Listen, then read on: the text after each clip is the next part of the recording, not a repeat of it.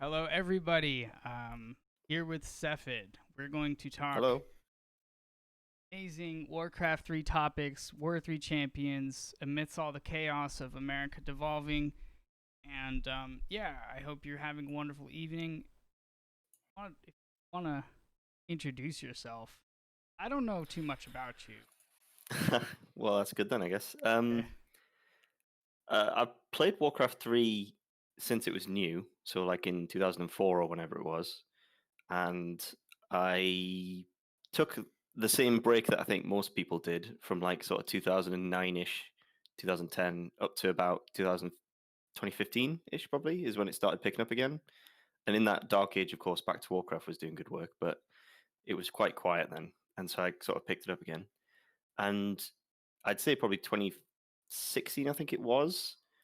There was a post on the subreddit um, saying, I think it was StopClick, who said that he'd founded like a new Discord so we could all chat and train and get better at Warcraft 3. And I was like, yep, that sounds exactly like what we need because I think new players find it very difficult to get in this. So I joined that, and here I am 4 years later, 5 years later, and 6 years later nearly now, and adminning stuff and working with W3 Champions and trying to help new players in the game. So that's my Warcraft career. As for who I am, I don't know. How much do you want to know? Like in real life. I mean, how? Whatever you want to say. You I don't don't know. have I to get guess into Warcraft's your. what people are here for, isn't it? Yeah. Not body pillows. All right, Yeah, I don't have any so body pillows. Sorry. it's a great rep, on the Warcraft 3 gym admin meme team. Now Yeah. on the more serious task force for saving our beloved game. Well, perhaps that's the sensationalist way to say it. Yeah, there's quite a few of us now. I think there's upwards of probably 15 people or something in the W3 Champions team. Yeah, I feel like Even loads more if you count the new devs. the team like ramped up very quickly because I remember. I mean, obviously I was following it since it started, and then I feel like it was pretty casual up until as casual as it goes up until I guess a couple months ago. You guys did a rebrand of the Discord too with Flow. Yeah, It's yeah. Well, exciting. I guess it's just sort of momentum, really. Because it was just Pad even was the one who founded it, and he started things off, and then he found uh, probably I'd say Abaninsky, Gab, and Modmoto are the big three names that I would say he found, and they were all developers, and they all added a lot of things. Gab and Abaninsky are still quite active. Modmoto has gone inactive for about a month now or so. Um, but yeah, it's and then it's just sort of gone from there, really. I think when they got Floss, that probably changed things around a bit because He's so yeah, great at he's not just a developer. He is so great, yeah, and he's a huge hype man yeah, for he's a great everything hype man. Warcraft. So he just types up everything to do with Warcraft, and yeah, and I think he probably tried to find people to help. There was uh, data scientists who were fixing the matchmaking, improving it, who just they knew how Pad had sort of implemented it and said we'd do it like this and it'll be better, and there's been more improvements, and yeah, it's some quite technical things that make a big difference to the individual player. Yeah. I'll do a little intro. I mean, I would assume most people watching would know War 3 Champions, but you'd be surprised because I do these custom games, and No, that's true. a lot of people don't actually know about it. It can be a little insulated to like the pro scene and Twitch. It's a external ladder, but it's built into the client, so it's not like you need to download another program. And I guess yeah, without it, I remember when Reforge came out, like they didn't have a ladder. All the pros like had fun for 10 days, and then like I was watching Insup, and they just were like, "Oh my god, the game suck. I can't even stream this." War 3 Champions came out, got really I guess yeah, you guys have data scientists working on the algorithm for matching people up, and Mm, more recently, um, Flow is coming out. Is yeah. um like you guys host all your own servers. you guys host a bunch of servers across the world, and then players can uh, get the best ping between the two of them by playing on something that's like most in the middle, kind of botching that. Yeah, that's pretty much it. Yeah, there's again, like I said, these data scientists, they know what they're talking about, and they've come up with all sorts of ways to try and make it fair, or try and be like, try not to change too much all at once. But yeah, so they've got some clever stuff going on there. At the minute, we've not really implemented that stuff as much. It's a bit more Wild West, as Floss says. It's a bit anyone can kind of match anyone, and there's no real respect for like distances or anything. It just tries to find the best server, which is good for testing, but it won't always be like that. It will change a little bit. But one, I think it seems one of the most immediately applicable uses are for the pro scene.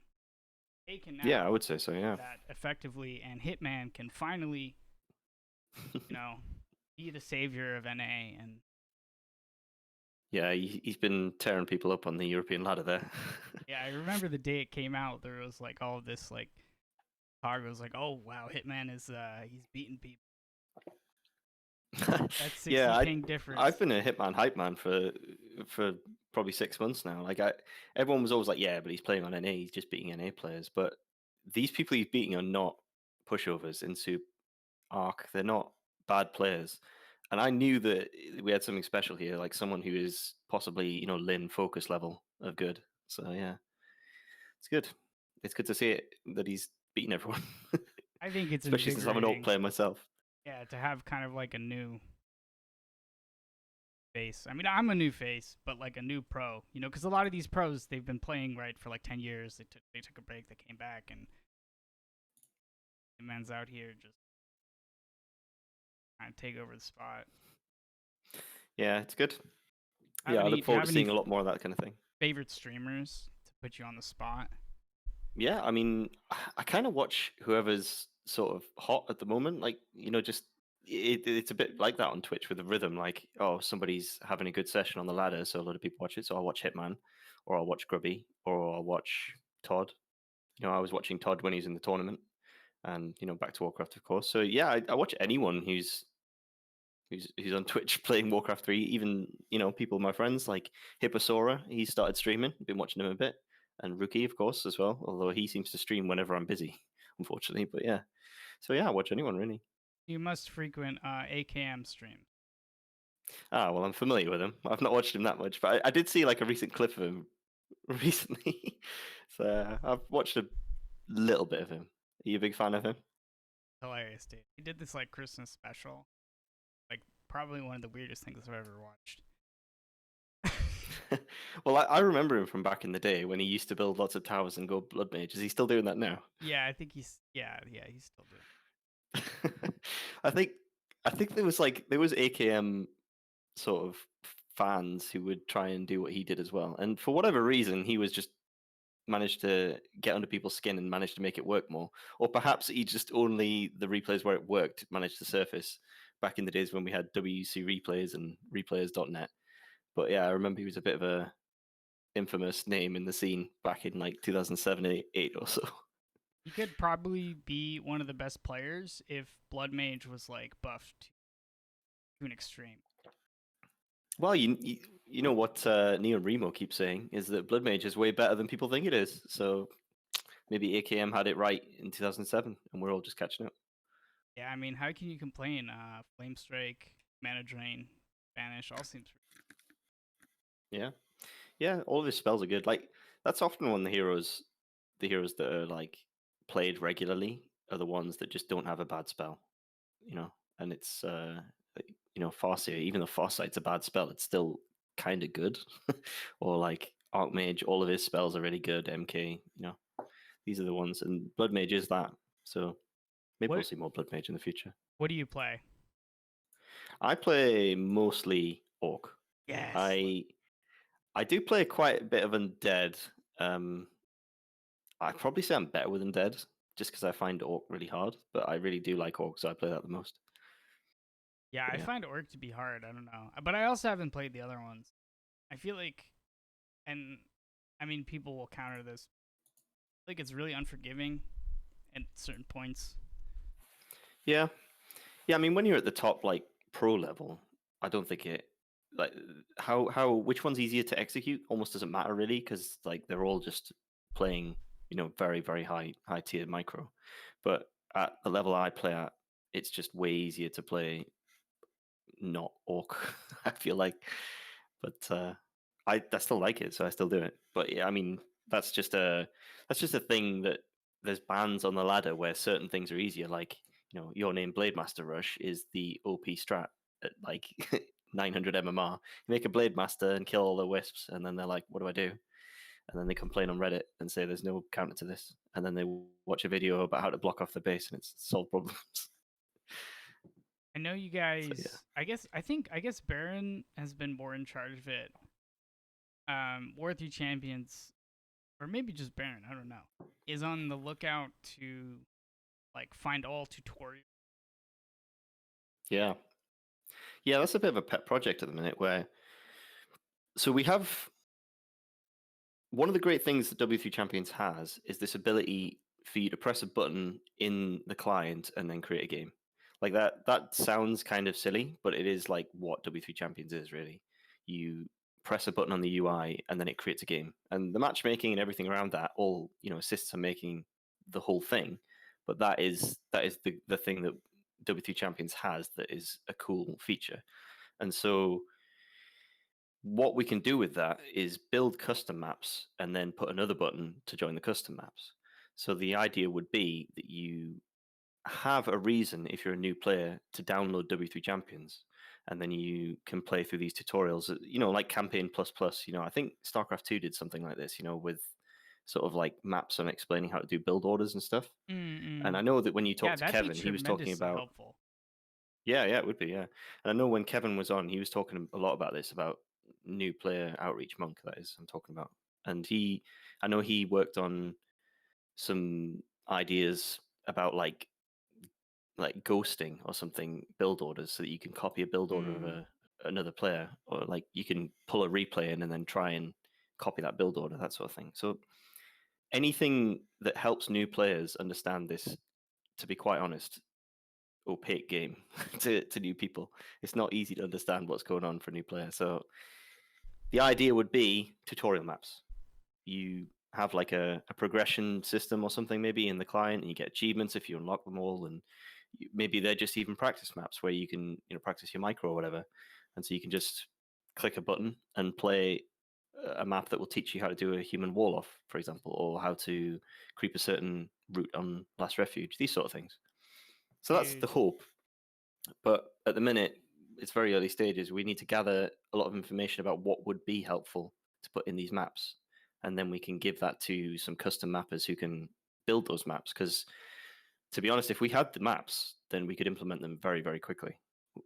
As I said, W3 Champions has the ability to make games happen through the UI. So we could implement that feature relatively quickly. It would take some of Abadinsky's time, but I think he thinks it's worth it. I know he's all for helping new players get into it, so that's good. yeah, that's definitely the foundation is being friendly or welcoming. Yeah, I feel so. My reaction is like one thing that I feel like would be super sick along those lines is like I could never really figure out the best building placement. I feel like there's no real guy like Grubby has posted a couple. I feel like you just have to watch. Yeah, actually, I made a video about this because I know that a lot of people have had this problem. They don't really know. Like, it's a bit weird how buildings work, Yeah. like and how units interact. I can tell you for free, like quickly now. There's two types of units. There's small units and large units. I don't know if you know this, Mm. but and then if you've got small buildings and large buildings, and if there's two large buildings next to each other, a large unit can fit through that, including heroes. Heroes count as large units. And then if there's a small building and a large building next to it, only a small unit can fit through that, like a footman or Mm. a headhunter. And that's sort of roughly how it works. And then from that, you build these bases where only small or large units can fit through certain gaps. But yeah, I did make a video about that because that is exactly the kind of thing that we would want to put in a tutorial map, Yeah, because that'd be it's not sick. it's not explained that anywhere. But all of the professional players know this; they Yeah. understand it. And I feel like building placement is um I'm probably gonna say something that's a little wrong, but it's kind of like a solved equation. All the pros know exactly where to place their Mm. opening buildings versus each race, and how they adapt is where the skill comes in. But I feel like it's one of those things that could be relatively easy to communicate, but at the same time, I mean, it's not even just for the new players. Like, I know myself, I know how to build a few sensible orc builds on a few bases, like a few bases and a few ones. I'd probably say I'm like 15, 1600 MMR, and I've been playing for 15 years. But I don't know enough about the threats that exist in the current meta as to why you would build bases in certain places. So I would use this feature as well. I would like look and see, oh, it turns out that, Todd has written a guide on how to build human bases, and I'm like, well, I have no idea how to do it, so I'll play this map for 20 minutes, learn all the builds and how they all work, and then job done. I can go and do that in 2v2 or something with my friend. And so, yeah, I think there's a lot of small things like that that are just that it's information that are in really, really good players, and we need to get it out and put it into a map, and then the new players can enjoy themselves a bit more, basically. yeah. I mean, I feel like that's quite. I feel like that's a very accomplished because those kinds of maps are the kind of map that you're talking about. It's not really hard to make because you can just take like a base melee map, like adjust it. Yeah. Yeah. Yeah. Okay. And then so I've been following this. Like I talked to like Art. So like Mm. along that Yeah, he's lines. sort of leading that a bit. Yeah, you guys are trying.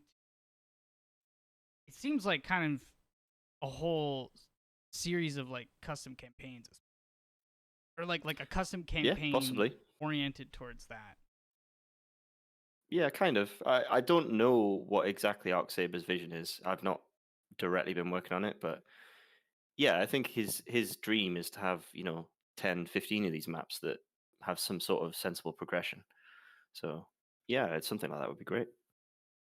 Yeah, I'm excited. I always like recently. I mean, I'm a custom games guy. I got into ladder recently. Really helped having somebody to just like coach me in like. I mean, I remember Lucker just he just coached me for like 4 games, and that was already like enough for me to be like, oh, okay, I get this. And I just Yeah. never would have been able to figure, even if I were to watch. Um, Yeah, you do need something tailored a bit. Yeah, so I don't think like these tutorial maps are going to kill Jim, for example. I think but still yeah, people will always want to learn more, get more in-depth info on how things work. but yeah, I've been recently like I feel like there's probably statistics out there that show this. I think the game saw like a breath of life when Reforged came out, even though I whatever until like May or June, and then at least in the custom game scene, there's been like a really heavy drop that I've noticed, and ever since I'm just like, man, this game needs a ladder. Like that to me would save the game because the ladder is a very it's like a base feature where Hmm. people play custom games in between. It like brings people like back to the game. It just like there's like this base population, even though not all ladder players would play custom games. So I've been waiting for the ladder. I guess we've all been waiting for the ladder. I've kind of talked to Floss about this. At this point, do we even want the Blizzard ladder? Yeah, we've talked about this as well. It's like I think honestly, if there wasn't for W3 Champions, they might have put something out by now. I think, but I don't. I don't see it in the same way as everyone else does. That Blizzard are like too lazy to do anything about it. It's all about return. And if you look at Warcraft 3 right now, there's no return on building a ladder for Blizzard right now. Like, there's absolutely no benefit. I think they have to put a lot of developer time in. Like, it's not to be underestimated how much development time W3 Champions has taken to get to this point. So it would take, like 5 or 6 Blizzard devs 6 months of work to get it to what W3 Champions is, I think. And that's a lot of money that they don't want to spend. And in a way, how can you compete with free, really. I mean, Yeah. it's difficult for a big business like that to then justify building something that will split their own player base in a sense. And you know, I don't know. Like, you could like argue that W3 Champions has kind of like undermined any sort of chance of a Blizzard ladder, but I don't know. I'm happy with what W3 Champions is. I think it's great features, Yeah, it's and dope. hopefully there's even better ones coming. Yeah. Yeah. So do you like you must write code for it. Do you write code? Yeah, I don't write the anything to do with the matchmaking on the in-game. Oh. I do stuff on the front end. I don't do nearly as much as some others, and I do a lot of like project management stuff, and I admin the tournaments, and a lot of sort of talking to people in the community and gathering feedback, and this kind of thing. So I do write some of the front end stuff. Basically, it's like website stuff. So as an example, on the games list, when you got the Mm. little world icon that shows you Mm. what the pings are for the players, I put Yeah. that in. That was like the last thing I did. So yeah, it's stuff like that. Yeah, I feel like another thing too, this clans. Seem like because Blizzard didn't add clans, I feel like that could have done a lot of to like Yeah, keeping people around. But I guess I mean War3 Champions kind of has clans. I don't know if they're like heavily yeah, utilized. yeah. I mean, they Do were you have any plans for implemented, that? and then there was ideas of like, what should we do with this? And then nobody really kind of picked up and went any further with it. And that's kind of how like these kind of open source projects work. Is people just work on what they think has the most value. And I really do think it's a different world now, like compared to 2004 to 2007. Like, we have things like Discord, and those kind of form more of the community now, I think, than they did back then. As for all of how important it is to build a UI that allows for people to communicate easily, like for example, the way that they implemented the chat on W3 Champions, that was a good idea to make it look a bit more like the old BNet, because I think did that was suitable for what this game is. For all that, I still think so much more happens on Discord now, so Yeah, that's it's true. difficult. Like, I think Discord kind of replaces clans in a bit. But that clan tag It though, serves the same that purpose. clan tag. Yeah, I mean, you got the clan tag. I mean, you can still have that clan tag, and nowadays your clan chat is your Discord, right? If you have a Mm-mm. clan, like for example, I'm in Sun Gaming, and I'm in their Discord, and I chat to them, and that might have been in the past, in-game chat. So yeah. Yeah, it's difficult. Like, if there's anyone who has any good ideas about what to do with clans, and if they think it would be worth the development time, I'd listen, and we'll try and do something with it. But yeah, at the minute, all it is a tag, basically. It has some information about, like, it collates information from like the players who are playing. But Mm-mm. yeah, it's there's not much there at the moment, and nobody seems to have interacted much with it. So yeah. This is kind of a ridiculous. This may even be rhetorical. Do you think there's a future where everybody is using War3 Champions and then BattleNet is just like effectively abandoned? Like, I mean, we didn't talk about custom games yet, but you guys have custom game stuff planned. Yeah. Well, I don't know. I mean, like you said earlier, there's still so many people who don't know about it, or really, they don't really understand that it is for them, because it is for everyone. It is for the new players as well. They kind of think, that's not really for me. That's for Grubby and Todd, Mm-mm. because that's the visibility, which is a bit of a problem for W3 Champions. Like, the name says, hey, you got to be good to play, and then if you want to look around on the internet, you see everyone who's playing is like really high rank MMR and stuff. But yeah, it's tough. I think there'll always be BNet. Like, it's the official Blizzard ladder. Unless Blizzard literally turns it off, it's always going to be there. And I think that was also another advantage of Flow, is that W3 Champions now has control of like whether or not the service is down, or if there's something wrong, they can do something about it. There Yeah. was quite a lot of times when people would say, "Oh, I'm getting really bad ping to European server," and we say, "Well, I'm sorry, we can't do anything about that. It's Blizzard hosting." And now it's not. So that's a good advantage. But I don't think we'll ever be without BNet. It's got too many features that are good for the target audience. Like, you can search as 2 people to play 4v4, for example. That's Mm. never going to be on W3Champions because it's just impossible to Oh, do a really? ladder Why? for it. Well, it's just really hard to do a ladder for it. I say never. I mean, it's not planned, and we're not going to do it now. And anyone who suggests it, we say we're not doing that. But maybe if in the future it's a good idea, we might. That's the way this project works. But yeah, there's no plans to do that because it's just impossible to do a ladder for that. Like that really does undermine a lot of the matchmaking and Why? how Just MMR like works and all that sort of stuff. MMR wise? Yeah, it would get really complicated in the matchmaking code. It would, yeah, there's a lot of technical reasons why it's very difficult. And I think, yeah,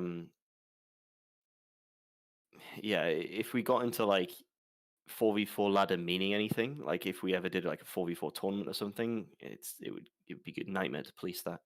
Yeah. But I don't know if someone can come up with like a 10-page white sheet document that says this is why it'll work and this is why it'll be a benefit, then everyone would probably read it on the W3 Champions team and go, all right, okay, if you think it's that good of an idea, we'll do it. That's kind of how it works, really. Currently, Yeah, not I feel like there's probably really. not too much demand for competitive, but maybe I'm wrong. Don't say that too loudly in the W3 Champions Discord. There's plenty of people who take it very seriously. And yeah, 4v4s are great. yeah, it's some very high level 4v4s. And honestly, I think there was probably about a period of about a month ago, I think it was, a bit over a month ago, when Toxie and Helpstone's pet project was to put a prime time on 4v4. I don't know if you heard about this. Yeah, yeah. What they'd do is they'd sort of close the queue for about 15 minutes and they'd let the queue build up and build up and build up with loads of players. And then they would just match all those players all at once. And then you would get, a really high level game, a mid level game, another mid level game, and then a low level game. And then hopefully, when those games finished, people would queue and they would get somebody about their level again, because then they wouldn't have to queue for longer. It's sort of like take a 15-minute hit at this time in order to get better activity for the next hour and a half or so. And there were some really, really high level 4v4 games played during the popularity of that, the first week or so of that being added. And so I think that's shown us the power of like temporary events and how good that can be. So competitive 4v4, don't rule it out. It's just difficult because you have to get 8 players together. But other than that, it's a cool format, I think. So custom games flow. Yeah. I don't know if I was wondering if you want to talk about that as a custom game streamer, map maker player. I'm stoked.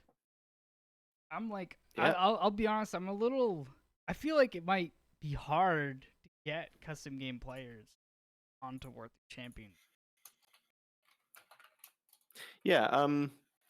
There's probably a few things with that, really. First of all, Abelinsky right now, literally, probably as we're speaking, is writing the code for the UI for a custom game lobby. So the thing where you click the button and it changes the team you're on, or changes the server. Then he's writing that literally today. He posted some screenshots of him doing that. So he's working on that right now. I don't know how long that'll take. Probably at least, by his rate, at least half an hour, because he's a ridiculous work rate. But it'll probably take a few days or a week or something. But he's working on that now, and then we'll probably test that a bit, I guess. There's a few technical problems that we have to get around. That they're not problems, but they'll take dev time. Which is, for example, to add any new maps to the system is a bit awkward. So we'll have to try and figure a way of doing that. It's not a problem, but it just takes effort. And then the other thing is we need to tie it into the whole automated tournaments that's been done now as well, so that we could have like a Footman Frenzy tournament or something, or War in the Plaguelands. War in the Plaguelands. Yeah. Hell yeah. What is another good competitive game? Uther Party can get competitive. Yeah. So do the maps need to be like so you can't just like host a game? Well, I mean, we can do that. Yeah, you can just host a game if you want.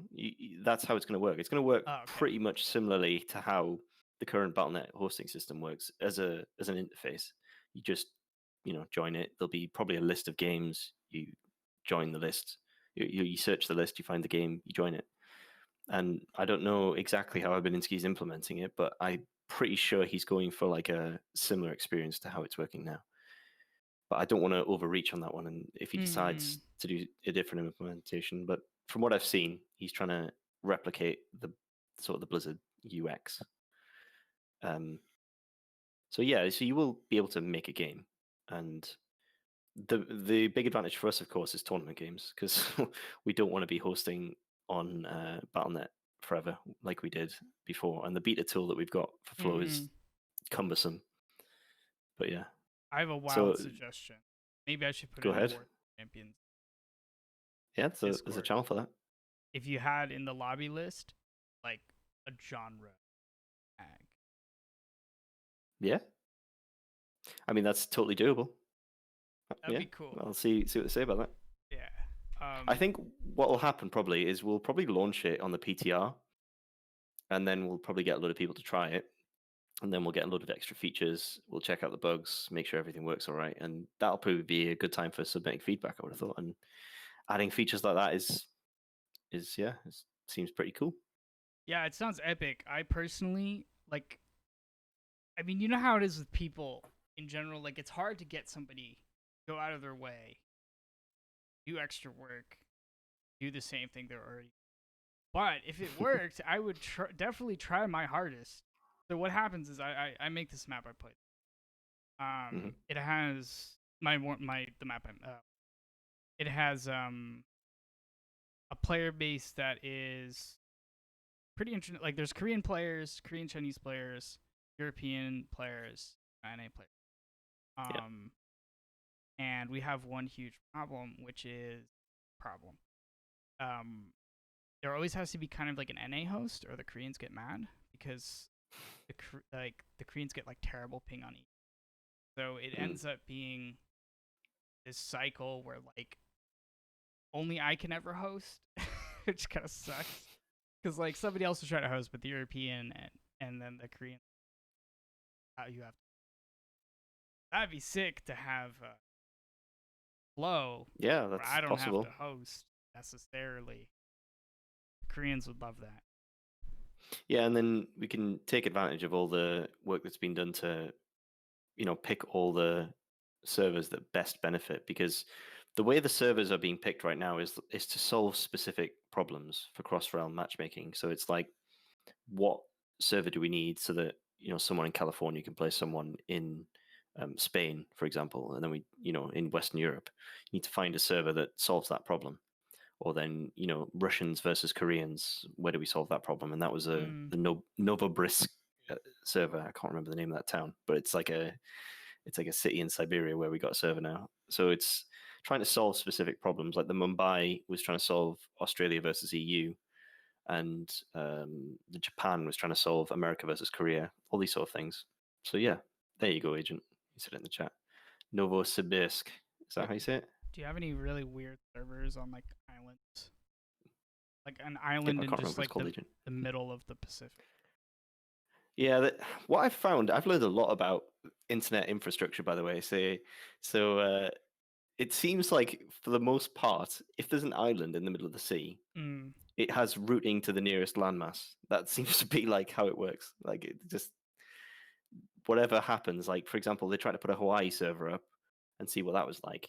So you'd want to go from California to say Australia, and you'd want to host on the Hawaii server, but it was just ended up going from Hawaii to the west coast to Australia. So it was it's not really so I'm learning a lot about that. And different ISPs have different problems. Like there's the current Russia Central server, or Russia East, I can't remember what we call it now, but I think it's Russian Central. But the Russian Central server has great ping for some Korean ISPs, but then some of them just have terrible ping. And I don't know how we fix that. We're trying to get a proxy up so that if you're on a certain ISP, you can go to a different server that'll then reroute you to a different server. And it's all getting very complicated now. But you can take advantage of all of that stuff for the custom games and Flow, because that's all being done now so that in the future it'll all be fixed. It's difficult, but yeah. And I'm not an expert in this networking stuff. I'm just telling you about what I've read them talking about, basically. Gotcha. Yeah, and by them I mean Fluxu and a few other excellent contributors. It's super exciting. Back to Warcraft sponsored both servers, right? Yeah, that was great. Yeah, yeah, they've Once again. covered all the server costs for ages, which is good. Very, very good. They got the name on the loading screens now. That was just added a few days ago, I think, which is pretty cool. Yeah, W3Champions. Go download. Yeah, Free to it's got play a lot of some more. features now. It's just like a mod that just adds so many extra features to the game. It's great. Yeah, it's interesting how like you can just go in. I guess Blizzard doesn't let you or lets you just like mod their launcher. That always odd to me. Yeah, it's pretty cool actually. It's I don't know if you heard when Reforged was first launched, there were a lot of Mm, people like memeing on Reforged because it was built using something that's called Chromium Embedded Framework, yes. which is which is what everyone says is like a website in the game, and it is kind of a bit like that. It allows you to write UI as HTML, so you can build something that would run in a browser in a game UI, which is great for developers. And yeah, it's hilarious that the UI is a website, ha ha ha. But like websites can be optimized. The reason the UI was had a problem was because it had some bugs, not because it was a website. And that fact that it was built as on Chromium Embedded Framework is what allows W3 Champions to exist inside the game, because they can put HTML into the game and run it that way. So yeah, it's pretty cool. It's like a great accident, I guess, that they built it in this framework that now allows modding to be done so easily. And it's not just W3 Champions who've done that. Like for example, Trigger Happy, Yeah, he's like a custom games guy. He built that server filter. I don't know if you've ever opened up the custom games list when that's you've got why I a have that because of War Through yeah, yeah, Champions. yeah. It was added to W3 Champions. Yeah, he said like, you know, we don't want a conflict here, so can we just put this into W3 Champions? And we did. And so that server filter is now part of W3 Champions. Wait, the one that's like also because like I have that in my custom game. Yeah, yeah. That exact filter is made by Trigger Happy, and he requested that W3 Champions implemented it, and they did. It's the same. It's the same idea behind what W3 Champions has done, adding extra features into the HTML. That's epic. What do you think? What is this year? 2021. What does this Yeah, it year started off hold? well, hasn't it? We were just talking Yeah, before that there's a new COVID variant that's just like what 70% more contagious, and now yeah. the UK is locked down because of it. America's in chaos. It's great. 2021 starting out strong. Well, maybe if they just get all the bad stuff out the way first, because we're going to front load this year with terrible stuff, aren't we? Until we've got, I don't know, a vaccine or whatever. Yeah, I was like super. I mean, I don't know. I'm also nice. Like the pandemic is gonna end. I'm finally gonna be able to go outside, and now boom, there's a new strain. Yeah, well, yeah, it's the same for the UK because we had this tier system where it was like, depending on what tier you're in, depends on what restrictions apply to you. So it's like tier one was like the lowest, so not much is going on there, and tier three was supposed to be the highest, but then they added tier four, and then just this week they announced tier five. Everyone, that's it. Don't leave your house. Which I took 3 weeks off from work, so I'm due to go back to work next week, and I have no idea if I need to be off or not. So I need to find out from my boss about that. What's your favorite coding language? um, you use the language for the job that you need to. The one I know the most is JavaScript, so that's what I do. And I am currently learning C Sharp because that's what the W3 Champions backend is built in, Mm, and it's bloody complicated, I tell you. But I'm getting there. yeah, It's hard. I don't know. C sharp is not as bad as C though or C plus. Yeah, I'm not great with object oriented Oh stuff. right, you Like I started can in do it in JavaScript. JavaScript. Oh yeah, Yeah, I mean I can do it in JavaScript, and I've built object oriented stuff, but it's just like a completely different way of doing things, isn't it? So you have to get your mind in it, yeah, for and sure. I'm not there yet with C Sharp. So yeah, I've done a bit of Java, so yeah, it's a bit similar, but still. It's complicated. Yeah, so It's there's hard. this really dope thing, in the same way that W3Champions is doing. Of course, the Community Hive Workshop is carrying the world editor. Hmm. So how it works is make maps. The world editor support JAS, which is their like base language, Mm-hmm. and then Lua added more recently. But they're Mm-hmm. people who've done some pretty dope. They basically made it possible to write maps transpile. Yeah, So there's I this know really there's a. dope C# library. All right, that's cool. If I could learn C# really well, and then I could write Warcraft 3 custom maps in C#, that would be pretty cool. But because then I could maybe do some of the tutorial stuff. But then I saw that there's one of those. Someone did a TypeScript translation as well. So there's Yeah, that is that one's actually the popular. tool that W3Champions uses to embed like the bad ping and the zoom functions. So that tool itself is what creates the W3Champions maps. It's pretty cool. Honestly, as somebody like what you're saying, like that does not sound hard to do. Tutorials would be more. The difficulty would be just Yeah. as far as Yeah, I functionality think goes. You don't I think need to that's it. add Yeah. any like fancy abilities. It's all base ability. Like you can take advantage of the new natives for UI and ping the mini map and give instructions. Yeah, I mean, the only information we can really pass out of a map at the moment is what's in the end game score screen, which means basically these scenarios would have to be win or lose, which means they'd have to be super simple coding wise. You can't like export super complicated information, so you'd have to just make it so that you had a really tight win condition for this scenario, and then there you go. So like in the campaign, they have the build and alter barracks and 4 farms, and that's like a mission complete. And that's the sort of like that triggering can't be that difficult. I've made small Warcraft 3 Oh, maps in the I past. see. I reckon I could do that. So it's like if you do your creep route faster, Yeah, so it it maybe wins. like be a timer.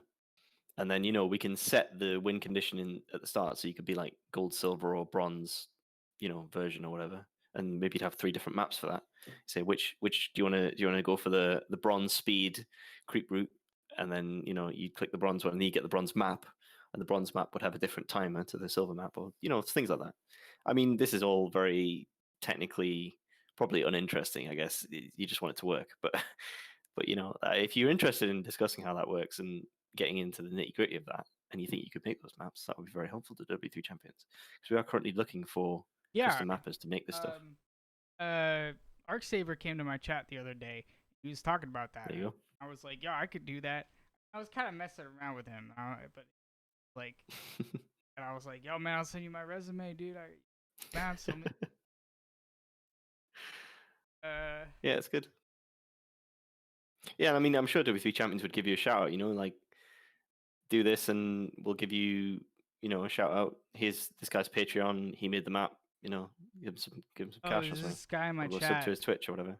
Yeah, I mean, pay me and I'll do it. But also, this guy is epic. Like this guy, like Arcsaber would settle for no less than Trigger Happy, and I know Trigger Happy, please come on my show, but you can settle for less. It's this guy right Pay him, he'll pay me. We've got That's subcontractors into subcontractors. I don't know. I mean, maybe. I mean, everything W3 Champions has done so far really has been volunteer. I'll So, send like, you his. He won't do it. I'll send you his mapping resume. All this crazy shit for like this UI stuff. I had a great question. I forgot. yeah, we were talking about scripting language and custom maps, bronze, gold, Oh, silver yeah. stuff. What was it? Yeah. Yeah, Anyway, what were we that's talking about before tutorial maps? what do you think Worth Your Champions looks like in a year? Oh, Yeah, I mean, it's things move so fast. Like I couldn't even tell you what we'll have in a week. Like like I said, Avaninsky working on custom games. You never know with him, right? He's like, yeah, I think I'm gonna work on custom games today, and you're like, right, that's cool. We're going to progress that a bit. And then, like, at lunchtime, he's like, right, I've got something on the PTR. Do you want to test it? And I'm like, what the hell? That was quick. And so you never know. Like, sometimes, like, I don't want to put any pressure on him at all because I just sort of compliment him that he works so quickly. But yeah, it's difficult to say. Like, we've got a load of new devs who showed interest. So over the course of the season 4 tournament, I'd say probably about 10 to 15 people said, "Hey, I'd like to work with you." And we just added them to our like new dev chat and say, "Here's a bunch of issues on our GitHub. Get cracking." And then you sort of see who sticks around and who sort of contributes. And so if like even half of those submit some stuff and even half of them stick around for longer, that's like doubling the dev team. So yeah, I mean, I think we'll have automated tournaments in a year, like that's for sure. Gab sort of soft said he wants to be able to do the automated tournament for the next season finals, which I think is ambitious, but I don't know, that'd be cool. We'll have some custom games because I think we probably prefer to launch season 6 with custom games, but if not, that's fine. It doesn't need to be. Yeah, someone in your chat says in a year is the point where we ask for money. I don't know. We've been asking for money quite a bit, and the community has been quite generous. The money so far, to be honest, has just been going towards servers. There's a bit of money pooled. I'm not really sure what we're going to do with it, but yeah, more servers, I guess. What would we see in a year? Yeah, maybe hire Jackie. Yeah. What would we be doing in a year? I don't know. I mean, the dream is to be paid to do something related to Warcraft 3, but I don't think that's going to happen with the size of the community. That's my dream too. Yeah, I know. You make it my day job to do something for Warcraft 3, but I don't think that's going to happen. What would we be doing in a year? I don't know. What's the fantasy of like how far this goes? I don't know. Some major tournaments run on Flow, maybe like like ESL tournaments or whatever. That would be pretty cool. I hope in a year that we'll be able to go to LANs again. I would really like to go to a LAN and see some of the people I know. Would be big for LANs. That would be nice. That would be nice. Yeah, I would definitely like to meet up with some of the W3Champions team because I've only talked to any of these guys in pandemic, Yeah. Except for Floss, I guess, but he's miles away from me. So it would be cool to go to a LAN and set up a little W3Champions meetup. It'd be cool. So yeah, anything. I'll do my best as much as I can do as a custom game streamer. Custom sounds sick. Well, that's good. Yeah, I hope we'll have some ladders for custom games as well. The idea was eventually that we would set up like a pipeline where you would, submit a map and we'd say, right, okay, this has not got porn on it or anything, so we'll allow that in, and then that would become a actual ladder, and because if we can get to that where you can just add ladders and take them away, make seasonal ladders for whatever we want to do, and that would just be amazing. There are definitely enough games, map makers out there that would like, if they knew that that was a possibility, would like work towards that. For instance, if you've ever heard of Broken Alliances, they have their own MMR system. Like they have like this whole crazy. Have like a dev who they have seasons. The communities have done some pretty cool shit. They're competitive games. Like people take them as seriously as ladder. Yeah, it's pretty cool. Like I've played many a custom game in my time. I've not followed like the ones in the last year or so, unfortunately, because I've been doing W3 Champions stuff, playing Melee, and I've got a kid. But I do have a child. Yeah, you love your child. I do love my child, which is why I've not played any custom games. Good, healthy. But yeah, I've been playing Uther Party actually just this week. I played with Clan Sun actually. But yeah, like we want to do ladders for that. And I know that Clan Sun, when Floss was on the stream the other day talking about doing custom game ladders, they were all spamming me like, "When's the Uther Party ladder coming?" Yeah, see, I joked, but did I joke? No, I want to see an Uther Party ladder. Like it's difficult actually. Like that's an interesting technical problem because that game, right? There's just a winner and then like everyone else is loser. But then you need to extract like what the points were in that game to get like an actual MMR system because then you like MMR based on how well you perform, and then sometimes you don't need MMR, right? I mean, you just have the button. Yeah. I mean, if it's just pure matchmaking you want, that's even easier. But there you go. But yeah, I mean, like I'm talking about ladders, but like there are plenty of custom games out there who just want their player that like the custom game makers just want the players to be able to press a button and join their game. Yeah, that'd be They don't care sick. too much about MMR, and that's definitely like a feature I think we could offer, like a no matchmaking, It's like jump you into a game sort of thing.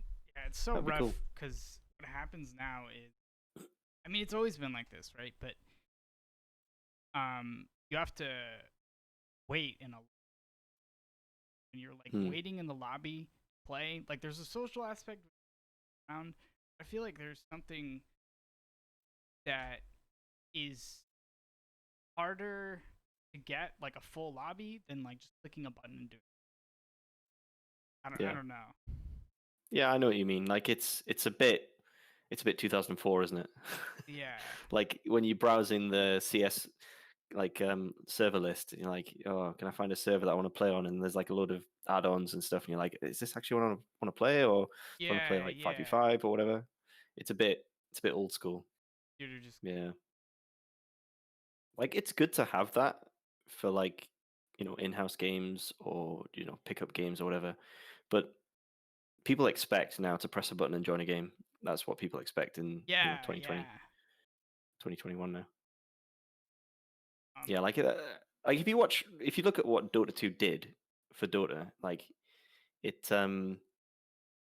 it sort of just put a huge framework around the game, really. I mean, there's all the graphics upgrades and everything, but it just put this framework for people to, match make, for like cosmetics to exist, for there to have its own custom games, like custom games, have like special modes and, all the whole ladder and everything. And it was crying out for that when it was part of Warcraft 3 for years, and people tried various ways of doing pickup games and things. Like I remember back in the day, there was like channels that you'd go into BattleNet and say, and you'd spam a game name just to get people to fill up. And so yeah, it's it's it's still a bit like that in Reforged, and I'm glad that W3 Champions see it as quite important to support that sort of modernizing of how games are played. yeah, I remember my question. I do custom. I don't care about custom cam personally. I never got to play, but um, I'll post this in the Discord. I could say this might not be something that melee players, this might not ever be a priority. I don't know if War3Champions could do it. But you guys ever considered doing custom campaigns? There are like millions of people out there who hear you as gods. Well, People are it's really interesting upset because about that one. what the custom games campaigns got cancelled. Yeah, Well, yeah, that's like another like in a year maybe we could support that. Like if you could have this pipeline where people would submit campaigns and you just put them in the browser, and so you could just like search through these campaigns and just click a button and start it. That's doable with the technology. Like it would take a lot of dev time to do it and probably some moderation, but it's possible to do. So it would be cool to do that sort of thing. And I think that it doesn't really matter what people are doing on Warcraft 3 as long as they're actually, playing it. Like it doesn't matter if they're playing mm-hmm. custom games, they're Yeah, playing yeah. Dota 1 map, if they're playing a custom game ladder, if they're playing 1v1, 2v2, 4v4. It all is still in the same bucket, and they all having more people in that bucket helps everyone. It Exactly. helps even Yeah, like that's Todd Grubby for, a custom game sort of ladder to exist, or even, custom campaigns. So like casual players can do whatever they like. yeah, that's So yeah. exactly why I was like, a ladder will save custom game. Like that was my take because it's like it won't do anything for custom game. They could literally just Hmm. not. They could make the editor worse, but there'd be more players would play custom games. The ladders will save. I guess it would Yeah, I it would mean, go the opposite way. Like custom games would make, the ladder there'd be more people around, whatever. I kind of one of the reasons I wanted to join W3 Champions and get involved with it was because I saw it as like the vehicle to grow Warcraft 3. Like it doesn't matter what they're working on. Like getting more people into W3 Champions gets more people into Warcraft 3, and then everything gets bigger and more people realize how great this game is. And I think there are probably millions of people out there who would love to play this game if they spent the time to get into it. And And they the all live custom in games, China. Yeah, that's true. I'd forgotten about the fact that there are millions of people playing in China. But yeah, there's still probably millions of people who they kind of have heard of maybe Warcraft 3, but like maybe they're like, oh yeah, I played the campaign when I was a kid, and they're just not being served currently. Like they don't realize that they can keep continuing to have this good experience with Warcraft 3 if we have these custom maps, and if ladder was super accessible, which it currently isn't really. Like I admit that W3 Champions has some perception problems, for the likes of people who just spam BNet games. They finish work, they go and play like 3 BNet games, and then they go make dinner or whatever. Those people currently don't feel there's any benefit to playing with W3 Champions, and I think there is. I think if they got through the initial period, they'd actually have better games. I They bet have most of them less don't even know levers and about it. stuff. Probably, yeah. And so there's an outreach to be done there. So it's difficult. And as someone in chat says, the poor graphics is a bit of the story of Warcraft 3 as well, which is a bit sad. Because there was actually how do you say it? ARS Technica, Ars Technica. Hmm. They did an article, I think it was yesterday, that was sort of talking. It was like sort of deconstructing the mess of Reforged and why it was one of the most disappointing games of the year. And they'd said something in there like that W3 Champions was sort of like trying to, it's like a workaround and a fix and stuff, but they didn't really get it right. So it makes me think like even a journalist who's been doing a bit of research into this doesn't really understand what this platform is. So it's a difficult thing to sell, and I appreciate that Floss has been doing an excellent job of getting the word out. Just And wait until so people yeah. learn about War Smash. You heard about War Smash? War Smash? No, well, here you go. There's an example of why we all need to be better informed about what's going on in the community. What's War Smash? This is the last podcast I did. Beautiful man named Rotera. He's making a mod of Warcraft 3, which is just Warcraft 3. Remaking the game. He's making a mod of Warcraft 3 to make Warcraft 3. Legally a Okay. mod. Technically, it's just Warcraft 3 from scratch, and it's pretty epic. Oh. So Oh, like maybe, he's literally a new application yeah, from scratch. Wow. yeah, because he was frustrated by everything going on. I think it's also a personal challenge. See if he could remake it. So he said, "Why not just scratch, and then I can add anything I want." Yeah. That sounds like a Herculean task to Yeah, single-handedly develop or clone like a large-scale development project. he's a crazy But guy. I don't know if it'll work, but I hope it does. yeah, I respect it, even just for the challenge. Yeah. Word. So, GNL. I guess the last thing. I have this GNL banner down here. So you gonna Oh yeah. how are you gonna fare? You're on a team, Well, right? I'm the captain of Happy Hippos, Oh, so it's okay. me and Hipposaura, How's your team and looking? yeah, it's looking pretty good. In fact, it's facing off against your team this week, I believe. Oh yeah, Clutch or right. kick. They're I'm just trying to see. Are you actually in? Are you're not up on the lineup this week, are you? That's Nah, a shame. We Cithrin. had Burrow Rush, which it should have been Burrow Rush versus BladeMasterRUSH, shouldn't it? Really? Never mind. Yeah. Damn. So I won't be able to play against him. No, I'm afraid you're not in the lineup against our team Fuck. this week. That would have been perfect. Oh well. Oh well. Yeah. You have I to cheer your was. team on. I've been It's looking really good though. I out see of that practice. we've had 3 matches between our teams, and they've all been 2-1s, which I can tell you, the captains absolutely love that when they see two ones, because it means that the match must have been at least a little bit close. Yeah, So two that's ones good. are definitely the most. I found when I in the leagues that I played, like any 2-0 or 0-2 often feels like okay, I won or I lost, but 1-2 or 2-1, it's like it's heated. Yeah, yeah. I mean, it's also value. The extra map, all that extra training that went into it. It feels like it was worth it then. But it's great. Like it seems like maybe this season. I don't want to like go and spoil it by or like curse it or something, but it seems like the captains have a bit more information to work with, and maybe that's because of W3 Champions, because a lot of people have been able to say, yeah, I'm like 1400 MMR on W3 Champions or whatever. But it seems like the captains have got a bit more information to work with this season, so they can make some good matches. It's great. I'm gonna try to get above 1600 MMR before my Oh challenge yeah. to myself.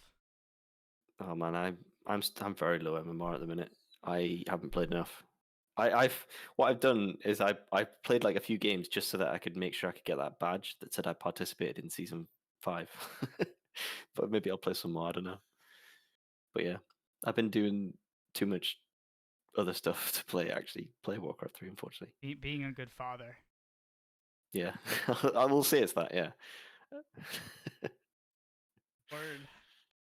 I don't have any. We could do question. We can do audience. If you like, I mean, you could ask about well, I don't know. I was going to say you could ask about stuff that you probably don't know about, which is like stuff that W3Champions are working on. But I feel like I want to Yeah. shout out a few of the guys and see Yeah. what they're up to. What do I not know Um, about? Let me have a quick look. I'll tell you what I'll do is I'll open up the GitHub and I'll look at the W3Champions team on there, and then I'll tell you like roughly what everyone's been working on because everyone pretty much on the team has been doing some stuff. So if I just navigate to that now. So firstly, we've got Abaninsky, who he's got a new kid and he's still working on this stuff. He's a legend. He just knows about everything in the stack, and he's the person I always ask when I don't know what I'm doing. So he's been doing the custom game stuff. The last thing he's been doing is sort of implementing Flow. So he's what sort of stuck together Flow and W3Champions. Like they were separate entities that he then stuck together. Then we've got Toxie, who has been he's been doing a bit of sort of management stuff. He admin the tournament on the weekend as well. He's been looking at like server selection algorithms for Flow and all that sort of thing. As has Helpstone, who's on the team as well. Arcsaber's been doing a lot of project management. He's been doing a lot of tech support for Flow, which is good, and the launcher. And he's working with me on like a localization project for the website. So that's pretty cool. Trying to make it so that Chinese and Korean players can understand what's on the website. I have been adminning the tournament, doing a lot of project management stuff as well. My most recent actual coding stuff was some support for Flow and the localization stuff. And I've been trying to implement AKAs, like the way like Warcraft 3.info has them. Got all the information, but haven't been able to get my head around C# enough to implement it yet. Then we got Trigger Happy, who's sort of been consulting on custom games. Floss, of course, you see him pop up on streams, promoting everything, doing admin, doing his usual stuff. I think he's starting a paternity leave soon, actually, so maybe you'll hear more from him soon. I don't know. Then we got Fluxu, the legend who invented Flow.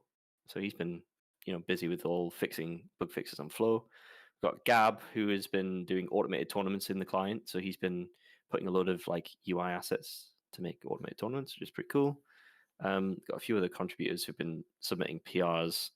Marco Lovestruck, he's been working a lot with like the melee mappers, try and figure out how to do maps and stuff. Like he's not to blame for the winter maps mess that we had, but he sort of got the mappers to make the winter maps and everything. Modmoto, So he's to who has been a blame. bit quiet for a while. No, it was just a miss. We just missed something, and then we had to sort of roll it back, basically. But yeah, yeah, and then Sergey or Trans Gluck later, he's been making the Twitch extension and a few things for the website recently as well. So then we've got a bunch of new devs as well. See what they're doing. They're sort of submitting bug fixes or adding new features and stuff at the minute. I think one of them's working on one of the most popularly requested features, which is to be able to sort by the ladder by country, so you can see the top American players, and which is like 7 or 8 Hitman, and then Arc, and then Insup and all the rest. But yeah, so yeah, that's sort of roughly what we've been doing, just to run through, which is yeah, it's great to see like everyone on the team that I just listed there is like always doing stuff and always chatting and always like, yeah, I thought I'd do this. So it's really cool. Yeah, maybe shout out the Twitch extension because this just came out like Yeah. yesterday or something.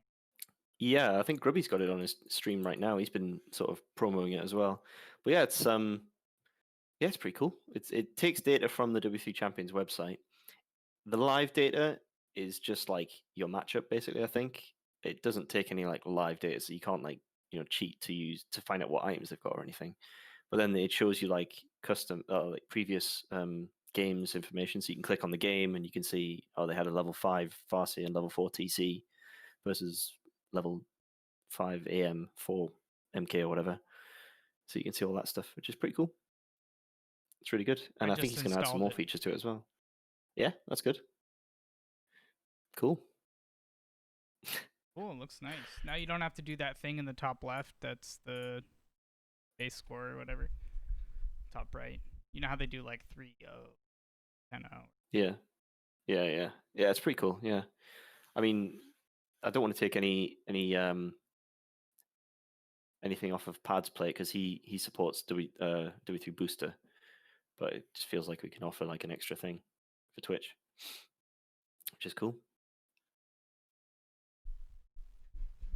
Word. Yeah, I don't know. Did I miss any other good W3Champions questions? A lot of it. I don't know. I think we discussed it fairly in depth.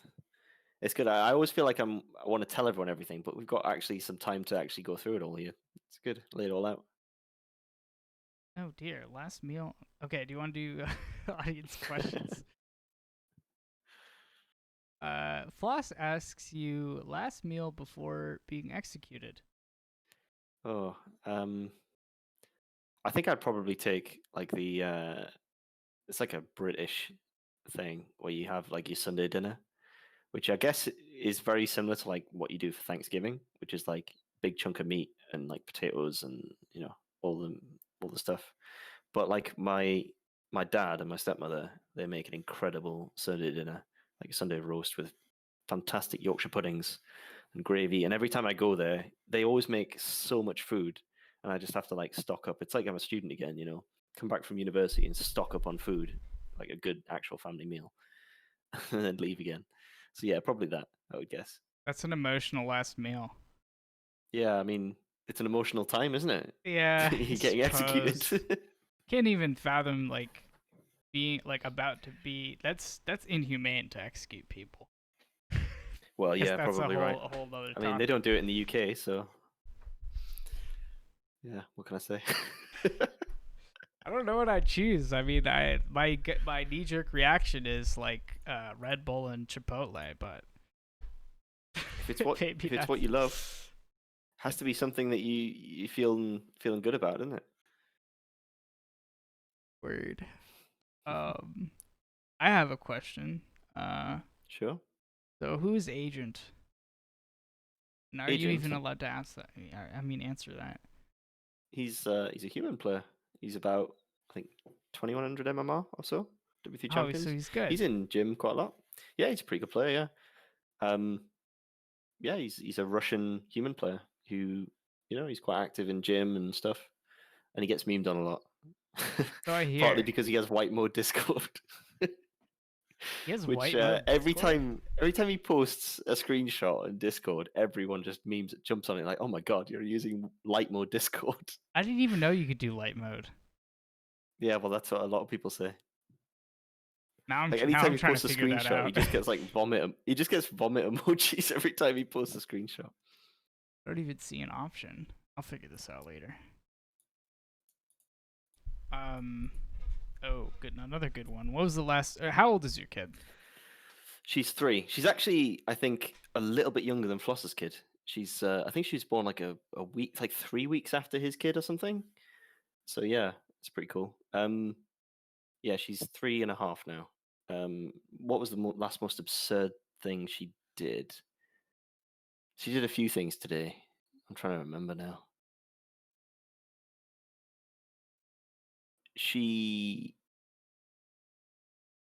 It's probably like a tantrum over something stupid where it's like, "Do you want a yogurt?" And she's like, "No, I don't want a yogurt." And then I don't give her yogurt, and she's like, "Daddy, I want a yogurt." It's like, yeah, it was almost certainly today.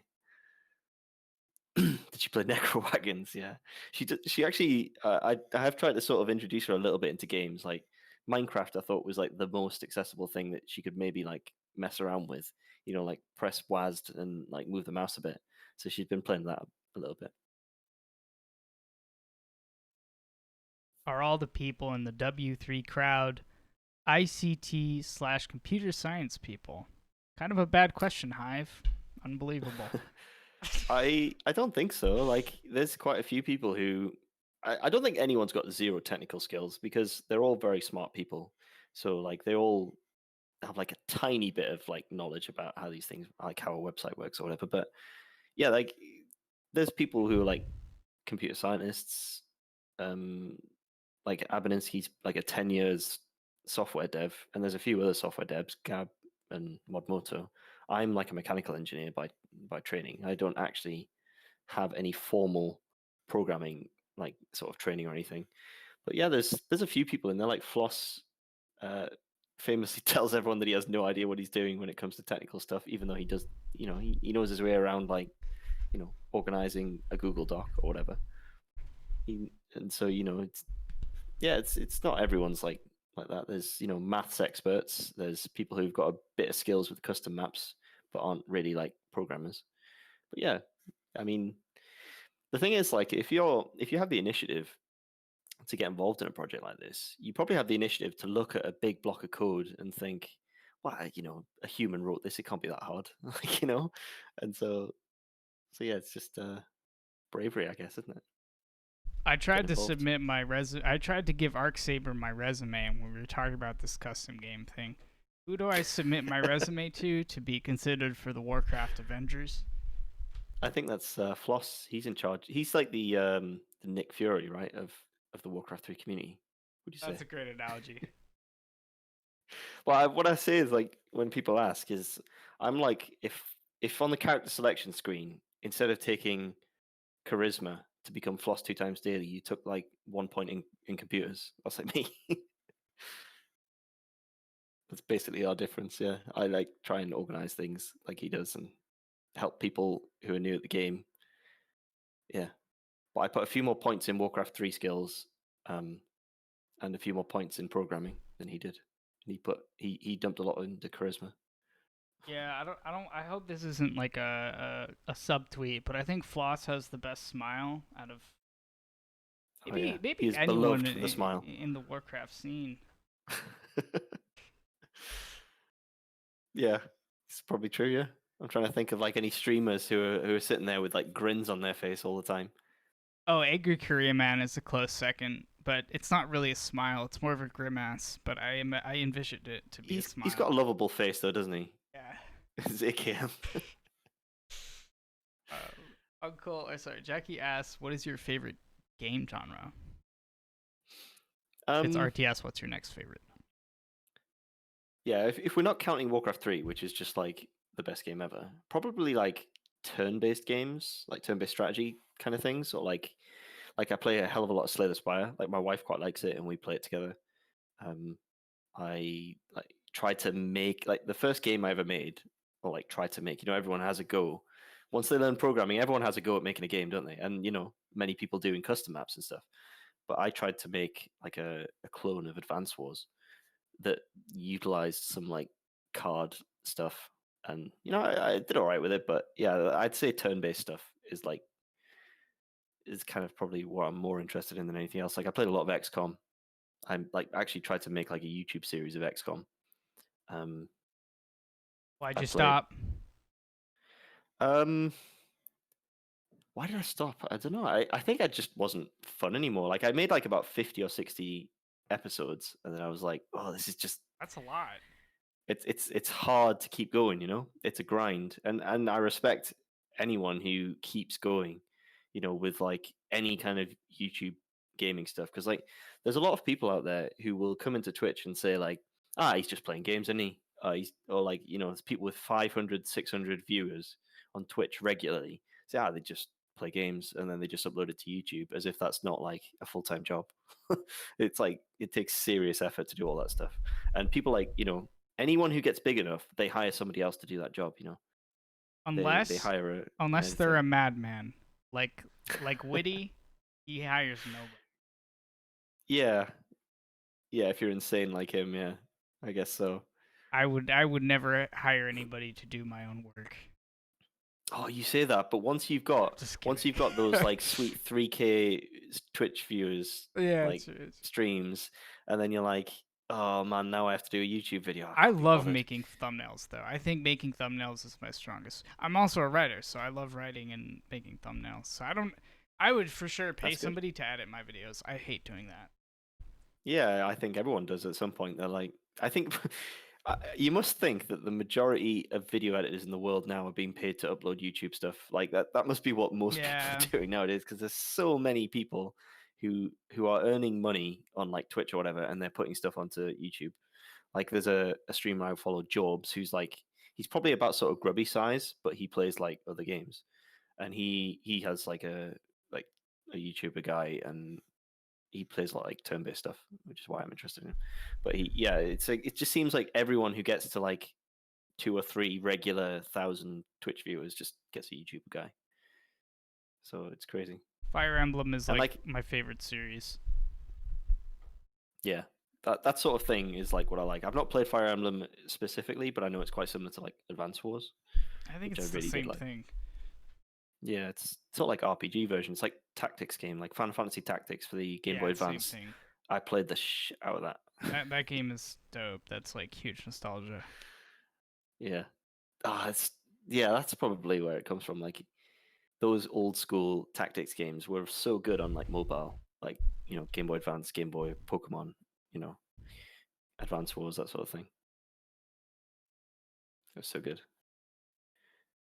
And one cool thing about Advance Wars as well, one person had the game and you could play multiplayer. You just had another Game Boy Advance. It was really cool. Oh, in fact, someone in your chat just said that. There you go. Yeah, Jackie, I think he was making a turn-based mod for Warcraft 3 at some point. Maybe still making. Oh, it's a classic. It's a classic trope. Whenever there's like an editor for a game, someone always makes a turn-based version of it. Like every time. Like there's a game for Max Payne, a mod. This is like a super niche reference, but there was a Max Payne 2 mod that made the game turn-based, and that was super weird. It's like the worst game for like turn-based, but somebody did it. I believe you'll finish it, man. I believe in you. It's hard to finish projects, I'll tell you. It takes forever. I spent like 20 or 30 hours, and I only basically got like a rudimentary combat system working for a turn-based game. It's hard work. I've been like editing my map for like 6 hours a day at least, and there's so much more to do. And it's like there are only more things come up as people complain. Well, maybe in the future you'll have so many people playing your map and then donating to your Patreon because they're like, yeah, this map's really good because it's on the W3Champions ladder. That'd be really good. Sick. I already have skins. I already have the monetization set up. This dope guy, he added. I can send this to you if you think it's cool, but you can do Twitch emotes in game. It's dope. Whoa, you've done that. You've implemented Twitch if you emotes want it into... if you want it for War3Champions, it's yours. Is that done via scripting? So do you inject it into the map? Do you? So there's some guy. Credit to him. Don't know his name. He made like this like emoji buff pack, and you like basically press a button and you can have like an emoji go over your head, and then we reskin that to be Twitch emojis. So we have like, I don't know, poggers and stuff. It's dope. Oh, so it appears like over your hero or something. Yeah. You could do anything. You could probably make a rain of fire with with kappas. Yeah, with kappas, exactly. Blizzard kappas, maybe. I don't know. All right, I'll take a GIF. I'll send it to you. Yeah, Floss. I see what you're saying in chat, and I agree. We need that in the game. I've been trying to hand it out, dude. I've been trying to be like, oh man, you go into W3Champions Discord and put that in suggest. Just link to it. Be like, hey, look at this video, and we're like, oh my god, we gotta have that now. No, awesome. But that's the kind of fun thing that we this is like the thing with W3Champions. Like, you see something like that, and you're like, yeah, we're gonna make that happen, because then everyone's like, yeah, that's really good. Like for these like volunteer projects, morale stuff like that is really important. I think so. It's good. Miyagi asking the hard questions. Name one Warcraft 3 player who could beat Floss in a push-up duel. Is that for me? Him. Muscle Mike, I guess. The name's in the hint in the name there. Oh, who's like a really jacked Warcraft 3? Noff, of course. I think Noff's the ultimate hench Warcraft 3 player, isn't he? He's such a nice guy for how jacked he is. That's often how it goes, man. Yeah, Like it's true. you don't get strong in the gym without Yeah. the networking, and like Yeah, talking to people true. and be like, That's how do I so. get these muscles a bit bigger, and you have to chat to people and learn that stuff, But yeah, it's often the case. Like super jacked people are super nice.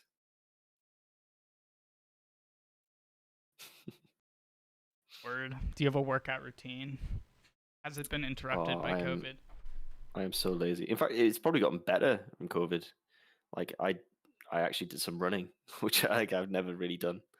And I tell you what, I really need. I need a rowing machine, but I don't have space for it in my house, and it's super Ooh. expensive.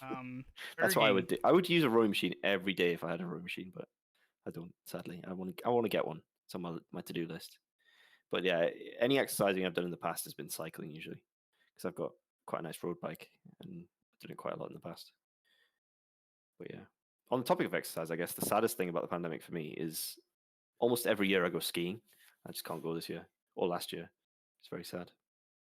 I But I haven't gone guess it skiing probably in a makes sense while. because my daughter's quite young and it's quite difficult to take her skiing. And I'm so looking forward to the day when I can see her on skis, but can't do that at the moment. I feel like you And have to be so 5 years probably for the best. old. I feel like under 5 years old, you're just like you have them on a leash and Yeah. not Yeah. enjoying it because you're young to understand what's going on.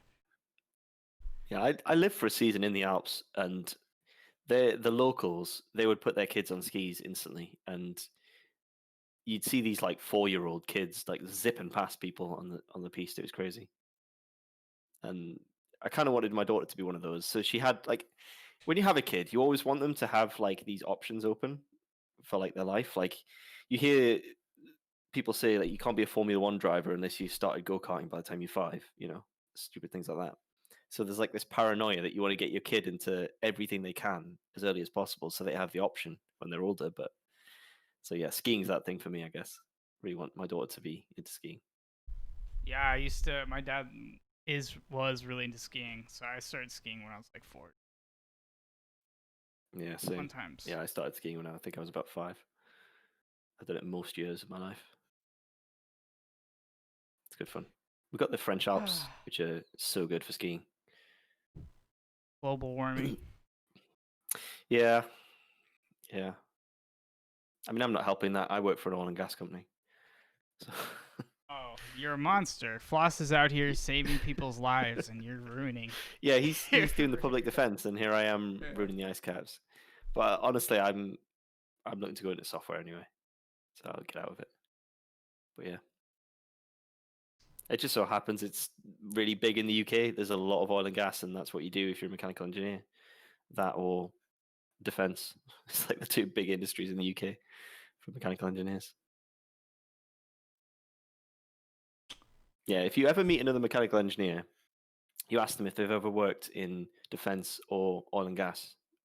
If they're British, the answer is yes, probably they have. Like everyone's got that on What their is a resume. mechanical engineer? Um, design anything that has any kind of Oh, mechanical function, really. Like it's if you think about like anything that has metalwork involved will have a mechanical engineer in it, making like engines and gearing shit. or yeah, engines. Yep, you'll like Formula One teams are stacked with mechanical engineers who are all doing like aerodynamic research and all that. So, like the Formula One teams in the UK, because there's like I know I've mentioned Formula One a lot, but there's Yeah, a lot clearly of Formula One teams. we've chanced upon your But hobby. there's like yeah, I do like Formula One, but there's like I think it's 7 Formula One teams in the UK, and then there's one in Spain and one in Italy, and that's like all the Formula One teams. And so there's a huge load of mechanical engineers working in the UK on Formula One stuff, and that's like all aerodynamics and stuff like that, and engines and all that technical stuff. You must have a But dream yeah, car then. I don't really. I don't know. Like I don't get the idea of owning like a super expensive car. That just gives me anxiety. That idea. There's like I would really love to have someone just hand me a Subaru Impreza. The ones that used to win the rallies in the 90s, and that would be amazing. But I would never ever buy one for myself. No matter how much money I had, that would just be so much anxiety, I think. Like Yeah. I really love motorsports, and I love some of the road cars that came out of motorsports, but I would never buy one. What about like an older car that's like? Uh, I would really love like an old school Mini. Like you see quite a lot of them in the UK. I don't know if there's a lot in America because it was like a British car, but like the old Mini, the small one before BMW bought them and made like the larger versions. That I would love that. I think, but yeah, Favorite James and I think Bond more. car? A DB5 probably, the Aston Martin DB5, the classic, the one that featured in Skyfall again. You know the one with all the gadgets. That he's yeah. I mean, I could get in a big rant about Skyfall, but I think like Skyfall's amazing, and it's the best James Bond film that has been made since like maybe GoldenEye, because they got it and they got what James Bond was about, like the I don't know, the slight camp, taking itself just seriously enough to be interesting, just being fun, you know. And when they pull up, or when he goes into the garage and there's the DB5 in there, and he turns the light on and there's a DB5, that's like it's like the producers accepted, yeah, okay, we get it. We've not been doing James Bond for a while. We're going to do James Bond in this film, you know. And that's sort of, yeah. So that's like a perfect moment in cinema for me You're when he making me turns that want to light on and that watch DB5 is there. Skyfall. Oh, it's such a good film. There's so many cool set pieces in that film. Like the bit where there's like all the mirrors in like the Shanghai like tower, and then like the helicopter at the end. Oh, it's just so good. Yeah. I I'm mean, the set pieces have remained strong in James Bond, but like, yeah, they lost a bit of the tone, I think. I'm convinced Neo could either be James Bond or a James Bond villain. Well, I think it's the he's old right stereotype that there. all the villains are German, right? Yeah. So maybe the villain. So yeah, like Blofeld. Yeah, I don't know. I think maybe Neo could be the James Bond, the German James Bond. Then Remo could be the villain. you think that's what it is it? I don't That would know. be. I would watch that film. I would Yeah, watch that film. but not in cinemas because apparently they're not doing that anymore with COVID. Is it like that in America? Like people still going to the cinemas in America? I would Because like, imagine it's worse, other than whatever happened to you guys recently. But maybe it's not worse. Maybe it's trash in the UK. People don't do anything anymore. But I also live like in New York City, so yeah, I guess it's super regional for you, right? For us, like yeah. you drive 4 hours and you're like out of the country, you know. But for America, you could drive 4 hours and still be in the same state, I guess. So you can't make sweeping statements like that, I guess. But yeah, it's like cinemas are just gone now. Like nobody's going to the cinema. I know they all Nothing's shut on in down the in cinema. Brooklyn, but There's no I releases in haven't the even UK. tried. Like I think Tenet was released, and then that was like a massive flop, and then everyone was like, "Oh, I guess we'll just not release anything then." So talking about James Bond made me think about that because there is supposed to be a James Bond release. So I don't know. I want to watch this new James Bond film, but like, where can I watch it? I can't go to the cinema. Like, even if it was in at the cinema, I wouldn't go. And they're not going to release it online, I guess. So yeah, I'm still waiting on this James Bond film to show up. Yeah, it's a shame. COVID killed a lot of like, at least from what I know, like very niche and cultural. Like in New York City, there are these like really like small theaters that are like, Hmm. I don't know. You can like buy drinks there. They're like kind of fancy, but they're not hipster. Mm. There's no way any of those are in business. Yeah, although those are probably the ones that'll do the best afterwards. Because Probably, yeah, because they're small. I do watch quite a lot of like like background. I watch like a lot of like movie analysis, reviews, discussion, like industry talk, all that sort of stuff is like background YouTube while I'm doing something else. And they all seem to think that like blockbusters are gone now. Like Oh, it's just not going to really? be anything except Marvel is going to be at that scale anymore. And that I don't know, it's a bit strange really. Like they think that films that have a big budget but are designed just to draw in people with like flashy action, they think that that's like not going to be a viable business model anymore. Thank God. Bit weird. So Vin Diesel's in trouble. Vin Diesel's Well, in nah, trouble. Fast and the Furious will always sell, won't it? I love that film, those films, but yeah, but like the kind of, I don't know how you describe it. They talk about it as like the knockoffs of the blockbusters. So like not the big franchises, but like the one-off kind of action films that then just they make their money and then you never see another one. They think they'll just not exist anymore, which I think was powering cinemas. Really, I think there's a lot of people who just go to the cinema every week and they'll go and see whatever's on, But Well, that's not a model anymore. at least I know this is the case in like 2018. What happened was, from what I gathered, like the the really big cinemas, what are they? I guess the blockbuster cinemas, ones that like host these movies, they started like adapting by making the movie theaters really nice. So you wouldn't go necessarily for the movie, but you'd go because the movie theater is like super fucking dope. Like they'd have like really nice chairs and shit, and I was like pretty impressed. Yeah, But I guess I that can won't work appreciate anymore. that. Yeah, I think there was probably a bit of that going in the UK as well, because like, I mean, there's plenty of places where it's still old, but like the newer versions or the newer built cinemas, you would go in, the VIP seating would be like super cool. Like I went Yeah, to see the Force Awakens in the VIP because I was like, yeah, I want to get this right, and that was a good experience, even though I didn't really like the film that much, but it was like worth it to go and have a nice time. And yeah, so I can see it's worked on me. yeah. Me and my roommate Yeah. watched Han Solo yesterday. Oh yeah, I've not seen that. You haven't seen it? It's actually the only Star Wars film that I've not seen.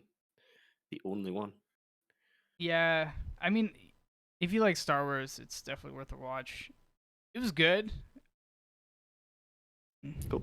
Yeah. I heard yeah. people say it's like a heist film, and that's like Yeah. cool, I guess. Yeah. It has good action. It's like one of those blockbuster movies, kind of, but it's Star Wars. I'd say the only problem it had was the same problem with, I guess, the other Star Wars. Is like kind of everything is just trying to like pull nostalgia. Not everything, but Yeah. there's a lot of like, oh, this is the moment where Chewbacca is first called Chewie. Yeah. I mean, if this was like a chat about Star Wars, I could talk to you for hours about Yeah. like how weird the last three films have been and what they're doing with Mandalorian and all the TV stuff and all the announcements that they've done, which I've only really You think internalized Mandalorian's half of them. weird? But no, they're doing strange things, like they're doing new stuff with Mandalorian. I really like Oh. Mandalorian. I just mean they're like trying new things.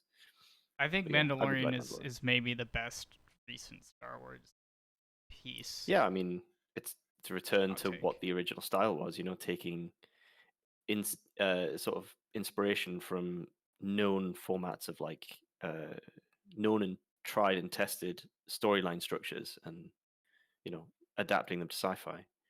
It's cool because it's based on the samurai story, isn't it? The wolf and cub. Sure, it's really super cool. All right, word. I don't know when you want to end. I don't want to keep you. I We're don't at an mind. hour and 30 minutes exactly. I was expecting 2 hours. 2 hours? I was expecting. All right, we can 'cause talk about I've politics. Okay, if you want. But yeah, if you like. Yeah, because I've watched a few. As I watched Floss, Monk, and I'm trying to think who the other one was. You gotta watch the Rotera one. Oh yeah. Yeah. Oh, that's, is that the one you were telling me about? That's the other worst day? Smash one. Maybe. I think you were saying there was like one that didn't go so well. Oh no. That's a a different whole one. other thing. Yeah. They're entertaining, yeah. I don't know. I gotta figure this out. I guess. Neo was the other one I watched. I never know how like ask people in advance because I never know when to like how long the other person wants to go on. So I usually just at points like make a like, hey, I don't know if you have something to do right now. Yeah, that's fine. I was expecting 2 hours, and I think because I watched it in the past, and I was like, yeah, about 2 hours, isn't it? Eh. It's cool. So yeah, Yeah. who did you vote for? Well, I don't get a vote in the American presidential No, election. I if that's mean what you're referring to. the last. It was controversial, right? well, every election's controversial, but the Boris UK and the election, government. we don't vote on the leader of the country. We vote on just our local representative, and then Really? yeah, so the leader of the country is a prime minister. So they are Yeah. the political party decides, right, that person, if we get in power, is going to be the prime minister, and they traditionally, and I think it has been a very very long time since this hasn't been true, they are also one of the representatives who are elected. So Interesting. they are a member of parliament, and there's 650 members of parliament in the UK, and one of those members of parliament is the prime minister, and they are leading the party with usually the majority of the seats, but not always, because there can be minority governments or coalitions. I'm already learning. I didn't So know that. so I'm an yeah, so we ignorant don't have American. a president. That's kind of basically what the difference between a president and a prime minister is. A president isn't elected specifically as a president, and a prime minister, you could, the leader of our country could change entirely just because the party decided we want a different leader. So, and that's happened. In fact, we used to have Theresa May as our leader, and then the Conservative Party voted on a vote of no confidence in her because she Mm, couldn't get Brexit done, which is Boris Johnson's new slogan, and so he was voted in. yeah. I don't want to like. I'm gonna come on slightly uneducated, but whatever. Um.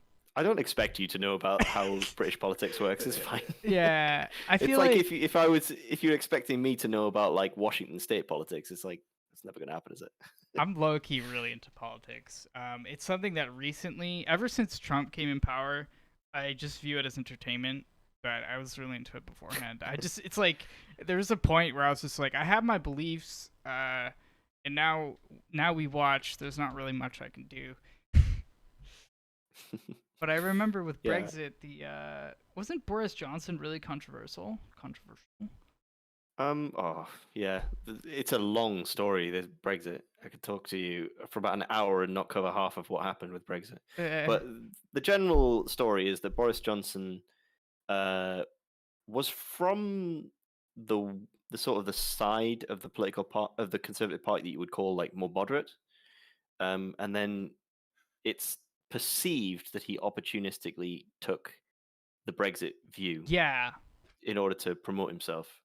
Whether that's true or not, I don't know, but it's perceived that's what he did, and in a sense, expected to lose and use that platform to continue to be more influential.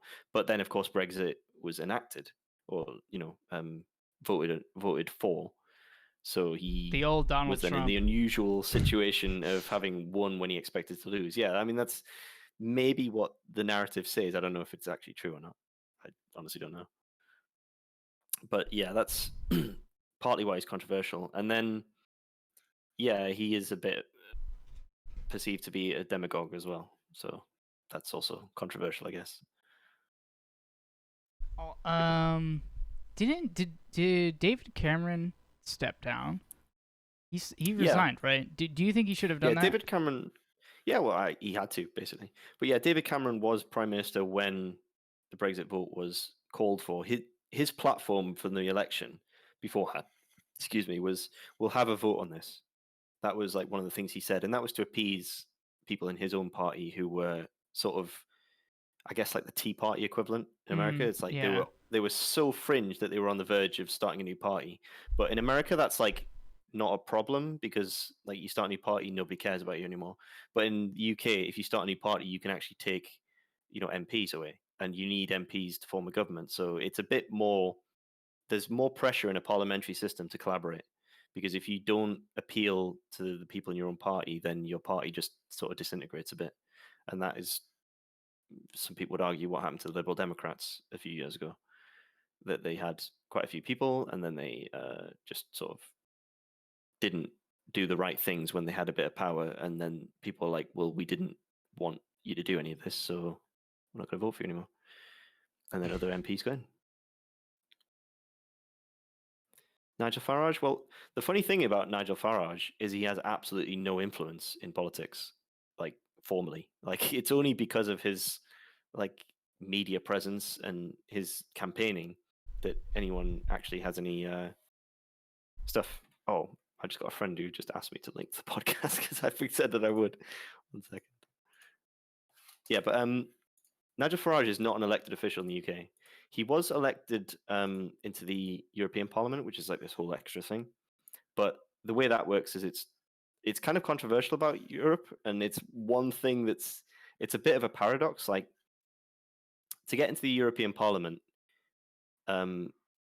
political parties in the country send send representatives. So there's like special elections for European Parliament, but the UK has never really taken the European Parliament very seriously.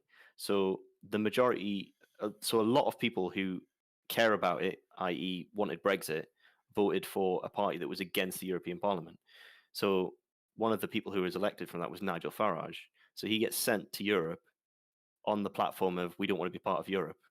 So the only place that he's been elected in is in the European Parliament, which, as I said, the UK generally doesn't take that seriously as like a decision maker. And so there's this irony where he's on a platform to leave, but he has actually no formal election in the UK. So he's a bit strange of a situation. But yeah, he's just gone more and more Trumpian as time has gone on. Did you vote for or against Brexit? I voted against it.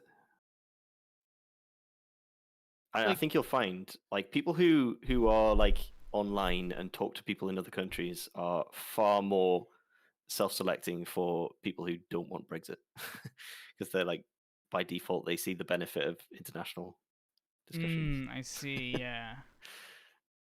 Whereas Like, the opposite may be true for Americans. yes, They just interesting. Yeah, I never really understood. I mean, it's its own. You know, as you said, you can go on for an hour, but I never understood Brexit. I kind of get it, but I was kind of shocked that they voted for it.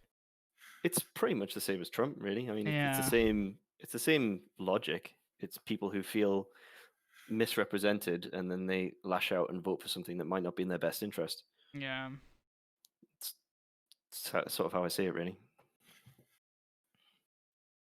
Yeah, some people are like really, I don't know, it's really rough because it's like I think like for my stream this is way less the case because I don't think there are that many people watch from the UK, but it's like it could be very tribal where it's like I'm really for Brexit, I'm really for Trump, not. Yeah, it's not as I don't know how you'd say it. It's like Trump's like an active ongoing thing. Like he's like a political thing that's ongoing. Brexit is something that we voted on in 2016, and then the majority of people just don't really kind of want it to dominate the discussion anymore. They just want either they want it to have happened, or they were like, well, I voted against it, I didn't want it, but whatever, it's whatever. So like maybe that's like a cultural attitude about it, I don't know, but like it's not something that gets discussed like day to day. It's probably like, healthy among friends in the UK. Like it's just, I don't know. It's not like Trump where it's like all consuming and every day there's like a drama. It's not really like that. Like every like a month or so you'll hear a news story about how Boris Johnson asked for something and the Europe said no, we're not going to do that, and that's like what you hear about for a month, and then a month passes and then it's like, oh, Europe said that they would sign this clause in an agreement, and then it's like that's what you hear for a month, and that's sort of the rhythm of how it works in the UK. And generally speaking, I think most people in the UK are sick of it. Like, I bet if you voted now and everyone said, "Can we just stop talking about Brexit but cancel it?" I think most people would vote for that option. Just sick of it, basically. Yeah, I mean, I'm biased in many ways, but I view the European Union as like, I mean, I'm sure it has its problems, but Jesus Christ, I wish I lived in the fucking EU. Like, I mean, you know, America's nice, but the grass is always greener. There's been a lot of oxygen given to problems in America in the last few years, I would say. Yeah. Right now, what's happening? Super emphasized it. Is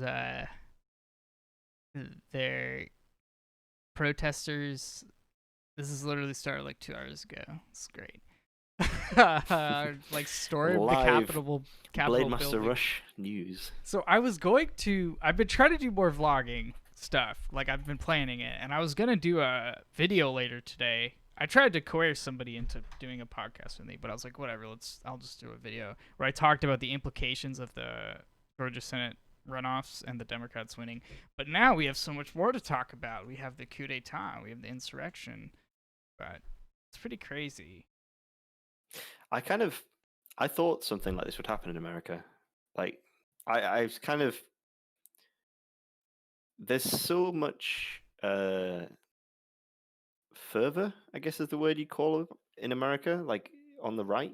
Like they've been whipped up into this idea that they need to shoot some people and take over the government for a very, very long time. And a lot of them have been like muttering about it for just a bit too long. Like Yeah. it's like maybe this has been brewing for a while. I don't know. Yeah, I wanted to ask you those what do you think about all this as an outsider? About General Trump.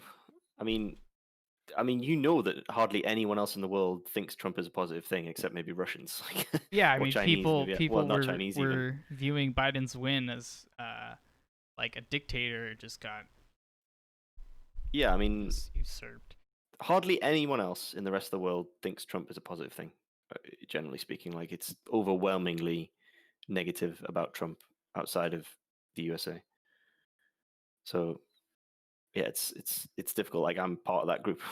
Like even people who hardcore voted Brexit probably it's definitely not like a guarantee that if you voted Brexit you would think Trump's a good guy. Like it's definitely not, or a good thing for world politics.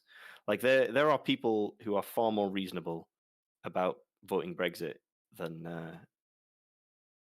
would go to the point of saying I support Trump. Like there seems to be like a long distance still between those two things, and it's I don't know. It's complicated, isn't it? Yeah, it's surprising how much dissonance. This is like anecdotal.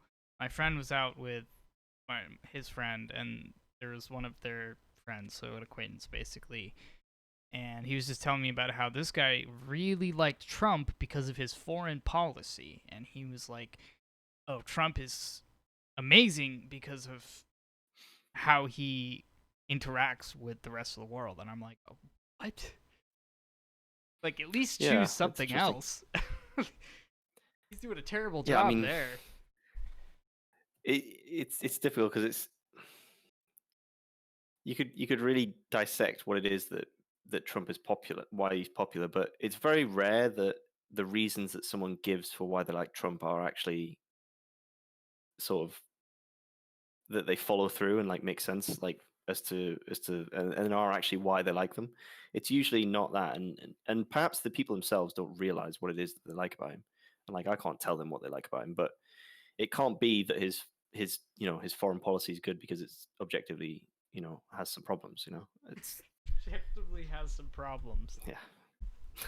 Yeah, I mean, like it can't be that that person has looked at like a long white paper about the impact of the trade war against China and how that's going to benefit the USA or not, and then gone, yep, that's it. That's what it is. It just doesn't make sense that that's the reason why they support Trump or vote for him. So Yeah. I don't know. Like I've heard a million theories that it's like about the authoritarian mindset, like and hierarchy and all these sort of things. But I don't know. It's hard to say, and I don't think necessarily that what happens in the UK is quite like a one-to-one as to what's happening in America. Like it's interesting that both countries are sort of right lurching, but it's not quite exactly the same because I think cultural differences manifest that differently. But yeah.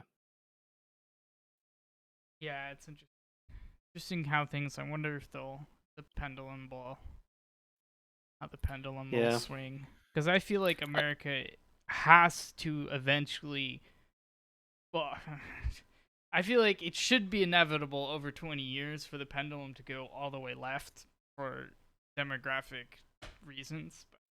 yeah, I mean, yeah, it's just not sustainable to keep swinging right forever, is it? You just Yeah. can't do that. Like everything collapses in that sort of future, and yeah, it could get very very dark. But yeah, you would think it would eventually go back to the middle. That'll probably happen in the UK as well. Like you know, a lot of people are unhappy with Brexit. Even people who voted for it are very unhappy with what happened. So the pendulum's probably going to swing back on that one. But yeah, it's tricky to know. Who knows? Yeah, I read this. I guess kind of an aside, but still on topic. I read this book about pandemics. 3 months or 4 months before the pandemic. All right. Predicted everything. It was basically a it was a scholarly work on what a pandemic would be like, because SARS happened in 2002, and like Yep. everything from social distance. Like if you read it now, you'd be like kind of like, oh, haha, obviously, but what had happened, Yeah. kind of wild. Back on. Yeah. I mean, I guess there is like the fact that people have had these very similar to COVID diseases show up, and then they had to figure out what the response was. But yeah, and I think if you look at like the global scale, like the pandemic really exaggerates the problems in your society. I think, like not specifically America. Like America's affected by this, but it's not just Yeah. America. Every country is really having the problems in their society absolutely like being pressed on as pressure points. Yeah. And yeah, and like for example, in the UK, it seems very ironic that we have to rely so much on cooperation with Europe for like trade and medical supplies and all these sorts of things when we're leaving the EU, and then for America, the healthcare system, of course, just is probably one of the biggest problems America has. So that's where the pressure point comes in, and America has this very frontier mentality of like, you have your homestead, you are an individual decision maker, you manifest your own destiny, and that doesn't work in a pandemic where you need social distancing. It's like, yeah, it exposes some of the problems, isn't Yeah. it? And yeah, it's just like I think some of the more just things that stuck out to me after was just, it's like the small stuff where more people are at home. Like it was like more people will be at home, so domestic violence will be more of an issue, and depression, and Yeah, all these things. Yeah, yeah. it was Well, I because can of tell the you, SARS happened in 2002 in China, so they like all these people did yeah, research on it. There was like precedent. yeah. I mean, yeah, they know what they're doing in Asia when it comes to respiratory diseases. They've had a few of them, Yeah. and then the Middle East as well had one. MERS, I think it was, wasn't it? Yeah, yeah. But really, what happened was, yeah. And then another interesting thing about the healthcare, like right back at that, is like, I was just saying how countries with worse healthcare systems will do worse, and that's what happened intuitively, and then Mm. just like this all could have been prevented if China allowed like global cooperation earlier. What Oh happened with yeah. SARS in 2002 was basically they got it under control pretty quickly, and they kind of got cocky because they were like, well, yeah, so we've done this like twice, because I think there was Mm. another one in the 90s, and yeah, so Yeah, and this one happened to interesting be to read just about. way more transmissible, and we've had a huge amount of globalization happen in the intervening period. Yeah, yeah, I can see that. Yeah, I've not really followed the details. I mean, who can follow the details of how it started in China and spread? But yeah, it's difficult. Yeah, but I don't think. I mean, hopefully it ends to some reasonable extent, but I feel like it'll be decades. It may never be what it was like beforehand. Maybe. Well, yeah, there'll be some different, won't they? Yeah.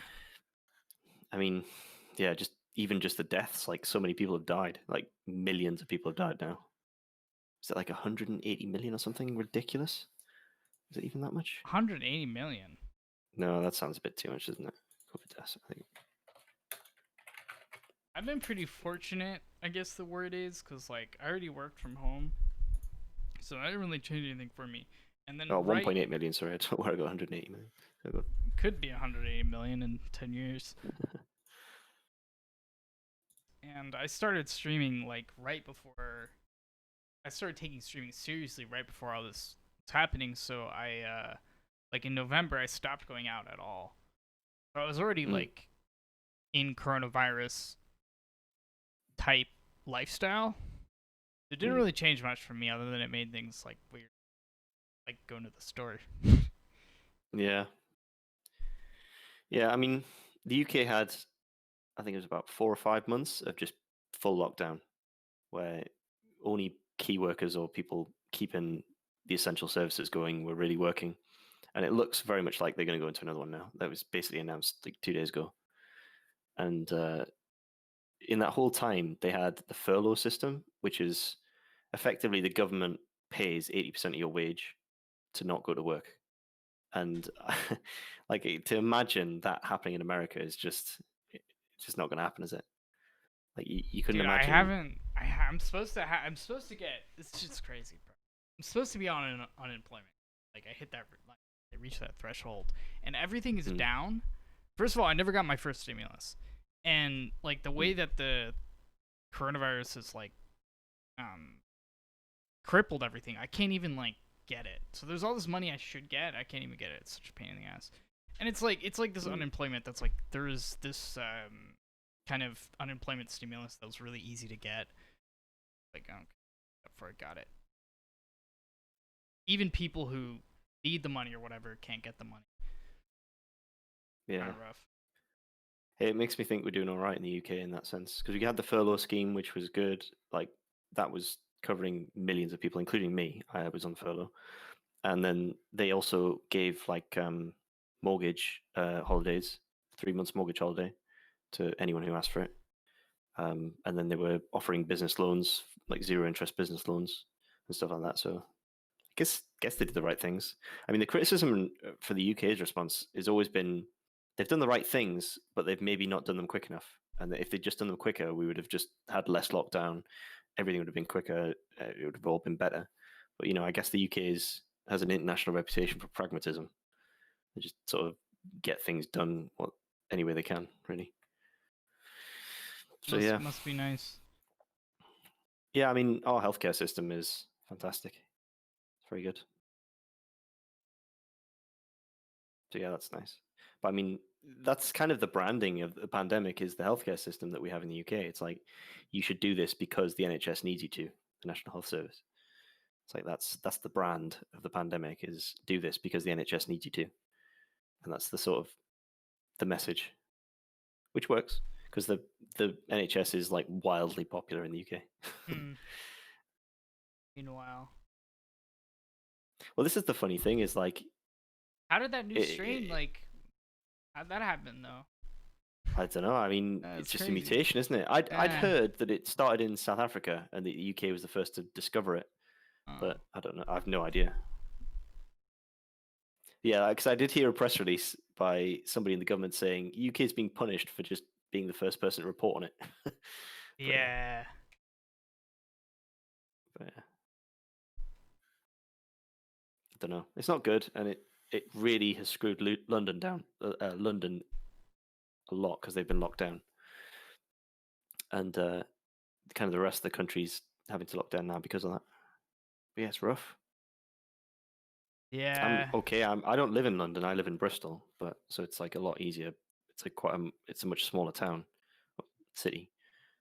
It's a bit easier. Yeah. I'm fortunate not to be too exposed to it, but at the same time, it's like it's pretty crazy. People just have stopped caring, and I'm like, yeah, like around me too. And I live in a more because like New York City was like the epicenter or whatever, so it's pretty bad out here. It was a lot.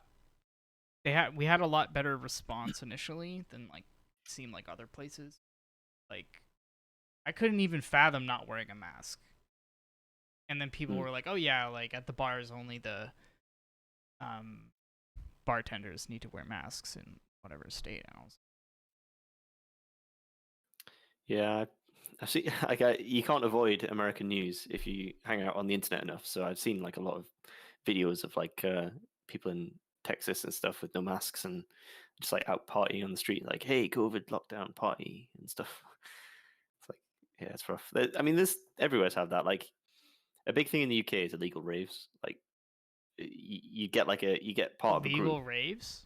Illegal raves, yeah, where you get part What? of a group, and then everyone gets a text, and then it's like, we're just gonna we've booked this warehouse for an illegal rave, and then like a DJ, load of lightings gets set up, and everyone just goes there and takes a lot of drugs, and it's like it's not been like cleared with the council or anything, and they just take a lot of money on the door, and then when the police show up, they just leave, That's and so wild. there's been loads of those going on in COVID apparently, and I heard the most weirdest stuff like that people in like the Welsh valleys are doing it. Like Wales is like this really hilly, very like lots of hills and rivers and all that sort of thing. It's people just in these sleepy like Welsh towns, like with a massive like 3,000 people show up for an illegal rave, that sort of thing. Illegal rave. I've never heard about Yeah, that. I love raving. it's a thing in the UK, illegal rave. Thing I missed. Google it if you like. Yeah, I'll definitely check it out. I really want to go to Tomorrowland, but I guess it'll never happen. Hmm. Yeah, there is a lot of tech in Bristol, by the way. I saw someone in your chat mention that, which is pretty cool. There's quite a lot of software developers in Bristol, so it's quite handy for the fact that I want to work in software eventually. It's cool. Tech in Is there Bristol. any more questions from chat then? I reckon Yeah, let's. we've covered so much now that like there Yeah, must be James some questions Bond, brewing. Yeah, War3Champions. we can get off topic and go back talk about Warcraft.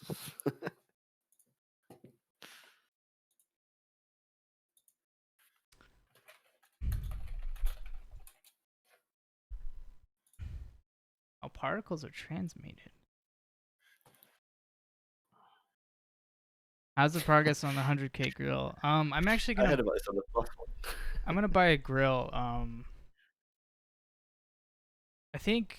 Yeah. So awkward. I have a cavity. I have to get the cavity filled. Right when I get the cavity filled, I'm gonna buy a grill.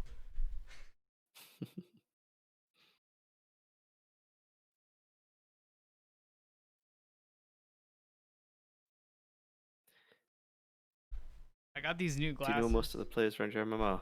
Is that referring to me or you? Probably you. I don't know. Because I'm like sitting in gym and I'm sitting in like loads of discords and I've just been playing the game for so many years. I do kind of know a lot of names. Nice cheesy grin there. I got new gold glasses for the grills, but they hurt my very face nice to right match. now. Yeah. That's rough. I had laser eye surgery, so I got rid of my glasses years ago. Really? It's great. Yeah. I can't wear some bling glasses now though. Kind of like wearing glasses. Yeah, it just always felt like an inconvenience to me. True. Because like we talked about skiing, it's really good for skiing. It's like yeah, it's terrible. Glasses are a nightmare for skiing and swimming as well. It's so good. Which are two things I do as much as I can. But yeah, it was the best money I've ever spent, and it was very expensive. It was £3,000, but it was best money I've ever spent. Yeah.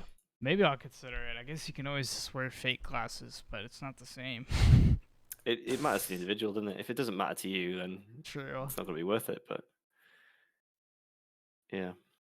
But yeah, as for like, do I know players around my level? I think I probably do know a lot of them. Like, I don't play enough ladder. Like, I know that if you play at like 16, 1700 enough, you'll start to see almost all the same names. Almost everyone you'll have played a couple of times or something. I mean, even around 1400, I feel like I see the same people a lot.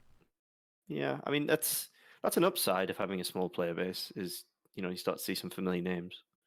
It's pretty cool. Like on the few games that I do play, like sometimes someone in Clan Sun will be able to say, "Oh yeah, I played that guy." Like, have you seen that app that someone made that was like how many linked games before you beat somebody who was number one on the ladder? So it looks at the match history of the number one on the ladder, and then it goes down the tree to try and find the like the person, like the chain from you to the person at the top of the ladder. So like you beat someone who's like 50 MMR above you, and they had a lucky game against someone 200 MMR above them, who had a lucky game against a pro, who won against Happy, sort of thing, And my chain was 3 people. It was me, someone I beat who also beat someone in Clan Sun, and then that person in Clan Sun had beaten Happy. So I'll That's just retire interesting. on that. My MMR has varied wildly though, like because of the RD system, like the rating deviation, which means when you start playing, you have big MMR swings.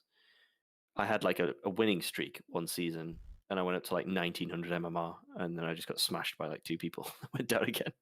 Or like this season, I went down to I think 1350, and then now I'm heading back up to like 1500. I can kind of answer the second part. Because I talked to Carson about this, but I'm sure you would know. Actually, that's what happens is that players do start like pre-reacting to players they know, and that's why some of the best, or I guess better people who want to get better, they actually go and play on NetEase because Yeah, there's not that familiarity. yeah. It might not be a bad thing though. Like if you Yeah.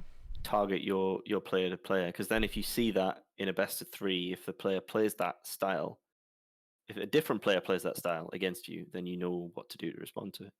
But yeah, it is like players do have tendencies. Like for example, Rookie. Shout out to Rookie at Clan Sun. He's always going to play Demon Hunter, no matter what you do.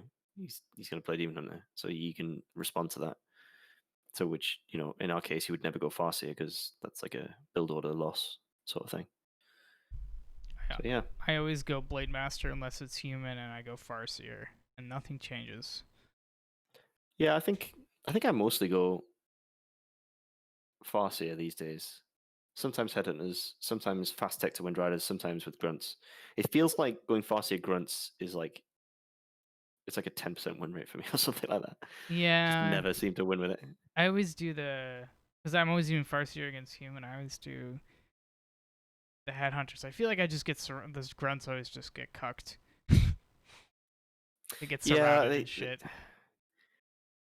I've talked about this before, but there's 2 problems in my opinion. Like one, pacing is just a bit too strong in the game in general, and it's units like grunts that get ruined by it, and that's why Taurens are like really having a rough time because like you need 3 of them because they need to live long enough to start hitting things, and they can only live long enough because when there's too much like too many of them for the piercing to kill them in one volley sort of thing. Yeah. And so I suggested that we should buff melee, like heavy armor. Sorry, like make it take a bit less damage from piercing. But I don't know. I don't think it's going to happen really. But, and the other thing I think is a problem is that movement speed is too severe in Warcraft 3 in general. Like the buff that movement speed gives you and the nerf that like slowing effects give you are just too extreme. They should be a little bit less extreme so that you can micro around them a bit more. Because I mean, there's a game about micro. You want micro. You want people to be able to maneuver their units a bit better. And when grunts are all slowed and you can't do anything and you have no dispel, it's pretty intense. And I guess they did nerf slow, and they nerf clap a bit. So maybe they do think that as well. I have a really And I five head thing here.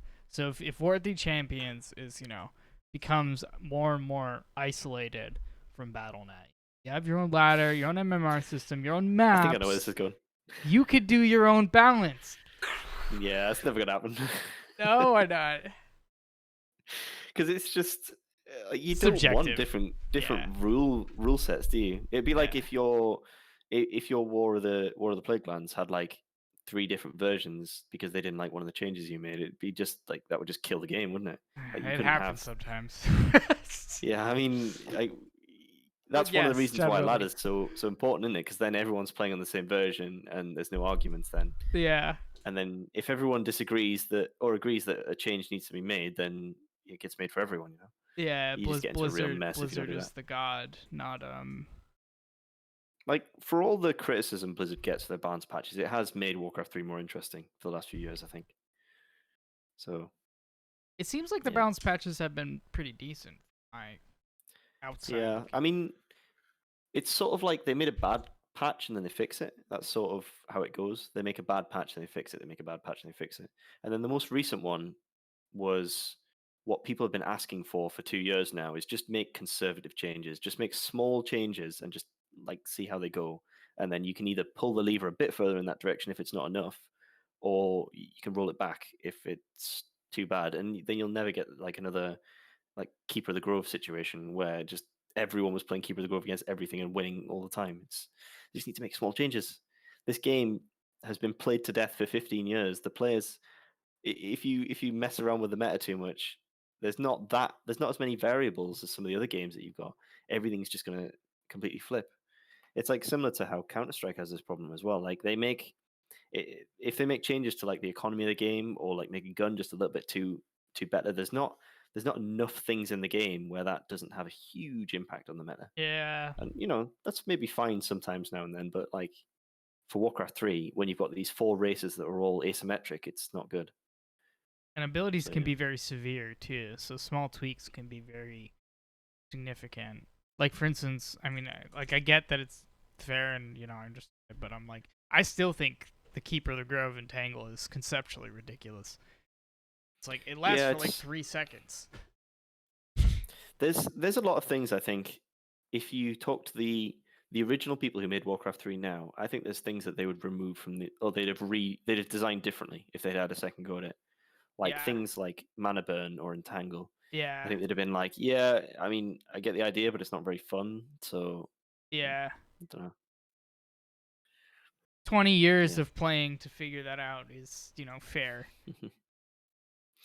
Yeah, I mean, it's always the way that like there's certain things that are just way, way stronger at different MMRs. And the Keeper of the Grove is very strong at like anything below 1600, I think. This is my So, next yeah. 5-head conspiracy theory. I actually realized that this was possible in my last podcast. We all think Blizzard has abandoned us, and that's what they want. That's what they want us to think. But really, Warcraft 3 Reforged went so well that they, of course, stopped developing it to start developing Warcraft 4, which will be announced on February whatever. Is that why all the StarCraft 2 RTS experts left to join Frostgiant? Was it? Well, So you they could... see, if it is announced, you heard it here first. That's all I gotta say. I mean, I have no inside information at all, but my speculation is that somebody inside Blizzard made the executive decision and told the developers, we're not going to make any more RTS for now. We don't have any RTS on the table right now after Reforged. And then everyone who is now in Frostgiant was like, what, we're not going to make any more RTSs then? Well, what am I doing here? I'm like an RTS designer. I make RTS games. I want to make RTS games. And then when they got the news, Blizzard like, we're not going to make any RTS games now. They're like, well, I want to make RTS games. So then they formed Frostgiant. That's how I think that went. That's Dude, my you are way more intelligent than inside I info. am. That isn't actually inside info. That was very intuitive and makes a lot more sense than Warcraft 4. I don't know. We'll see, won't we? Or we could dream. I'm sorry, I don't think there's a Warcraft 4. I wish there was, but I don't think there is. Yeah, I know. I'm joking. But Warcraft 3 is good. Like, I mean, not to bash on Blizzard too much, but would you trust them to make Warcraft 4 right now? I think I'd. Yeah, no, probably not. Like, I don't think it's impossible that Blizzard could make like another good RTS, but I don't think they could do it right now. Yeah. Yeah, for sure. They've not. They need to. I they mean, need if to do some soul Reforged went searching. so poorly, then how could another one do all right? But that's the thing is the StarCraft 2 was going well though, even though they stopped. Yeah, it's like what Monk was saying. Like the co-op stuff is so popular. Like Blizzard could make an RTS like that. Have you ever played They Are Billions, the RTS? You heard about that? No, I haven't. It's a single player RTS. There's no multiplayer component at all, and it's just basically like I've heard Warcraft about 3 this. custom map type thing, where it's just like you're one person who builds a base, and there's like zombies in the game, and the zombies attack your base, and you just defend the base. So it's a bit like a sort of open plan tower defense sort of thing, and that's quite a small game. And when I look at what Blizzard does right now, I'm like, why didn't Blizzard make this game? Like, There's so many games, custom games. Like you could pull. Like if they just had one intern comb custom games and try to find the next like possible game. And I don't know why they didn't do that like 10 years ago. They would have found Dota. Yeah. Like one of the things W3Champions wants to work on. Sorry to go off topic and actually talk about what W3Champions is, but one thing they want to do is add Archon mode or co-op mode. That's like my pet project. Like maybe W3 Champions doesn't. Maybe I want to do that, but I think it'd be really cool if we could Custom add like co-op campaigns. mode. Custom campaigns is in there. It's like it's all under the same umbrella of stuff that like players who are intimidated by 1v1 ladder but still like Warcraft 3 want to play. Like, like that whole bucket of like Warcraft 3 players that might be interested in stuff. And I think custom campaigns, custom ladders, custom map ladders, that is, Archon mode or a coach mode where you can play 1v1 but someone can observe you would be all super cool. All those sort of things would be super cool, I think. Yeah. Weird. Can you imagine it for GNL how beneficial that would be if you could play on W3 Champions and you could have your captain watch your game and talk to you about what you see? Oh yeah. Like they just have like vision that you do, so they're basically like a player who just doesn't have control of your units, like a 2v2 player who just you haven't shared control with, but they lost their base. And there's so many people who enjoy doing that. I think sometimes the hard part is like being the person to like ask for help. Not that I like have a problem doing that or not necessarily, but like sometimes it could be like, hey, dude, can you like take time out of your day to like do this? It's like kind of a might be weird to ask or like, but awkward to ask. But if it's just like, oh, I'm just doing this, I'm gonna queue up with you. Easy. Yeah, it's cool. I'll Like take. that's like I don't play 1v1 anymore because it's a bit lonely, to be honest. Like I like to just play 2v2 with friends. Like that's the if I play ladder, that's what I'm playing. Or if I play 1v1, I'm usually playing a custom game against someone in gym, so I can talk to them about the game afterwards. Or someone on who I've been playing like a bunch of games with Paz recently. The Australian Yeah, Paz is a coach. cool guy. Yeah, I played a bunch of games with him the last few days, and I played a few games against Monk actually as well to help him train for GNL. And so like that kind of situation is where I like to play. And so if I had a coach, if I could be a coach for someone else, that'd be good fun. Or if I could have a coach, that'd be super good. And it would be a tool even for like monetizing for like Camp Noff, for example. Yeah. Like, hey, let's go play a W3 Champions game, and I'll tell you everything that you need to do. So it's yeah, and I saw in the chat when Hive Phaser said, I mean, the core audience of Warcraft of W3C is melee competitive players, right? And that's true. Like that's what the features they offer right now, but that's definitely not the profile of Warcraft 3 in general. Like Warcraft 3 in general has such a variation of players I that mean, are I think interested in it for I all sorts of think reasons. from my perspective, the hardest part would be getting custom game players to download the thing and then do whatever you need to do to set up flow for customs, which I didn't. Like I know I saw the one person keeps posting about it. Like I'm gonna try my best Yeah. personally, but I'm like a little skeptical that I can convince more than 12 people to do it.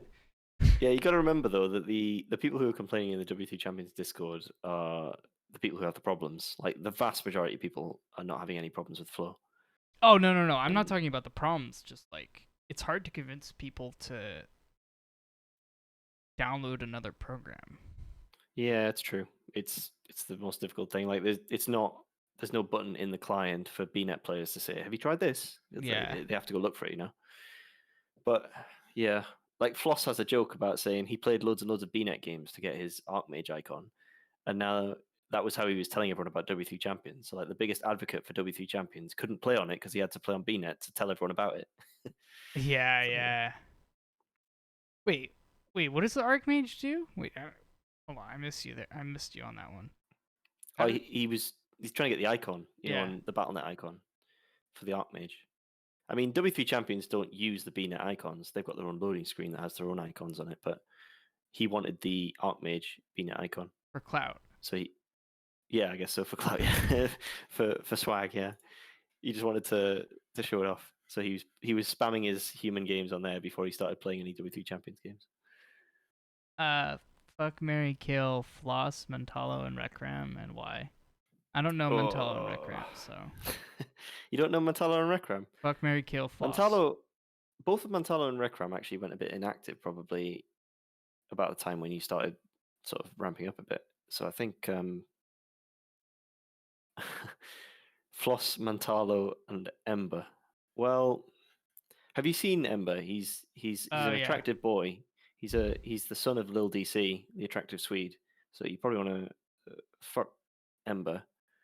I guess Floss is the savior of the Warcraft 3 scene, so you have to marry him, right? And then I guess that leaves you killing Mantalo, but like that feels harsh, but it's the only one left, isn't it? Like the schedule for the GNL, he wrote that entire document and made it all work, Mantalo. So it feels harsh to kill him for that. But I know why I'll kill him, because he took an extra day to update the sheet to have the 9 matches for this season, so I had to like edit my calendar bot like again. So I have to go back and patch my calendar bot now because he's changed it. So that's why I'll kill him. Probably fuck Floss for the dad bod. Marry Mentalo because like it's kind of an arranged marriage in that aspect where you don't know anything about them.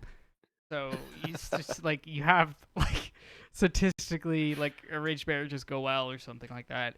And then I guess sorry Ember, but you know, you 5k Humber for I'm gonna have to kill him anyway when I face off against him. Yeah, Emma's been getting the in Clan Sun, he's been getting the Lil DC son meme because he just looks. I was he's surprised just, like, super that blonde. I was surprised he was so young. I imagined him to be. Yeah, I was as well actually. I thought he was a bit older. Yeah. I didn't realize he's such a young kiddo. But yeah. When Warcraft 3 was released, he was like 1 year old.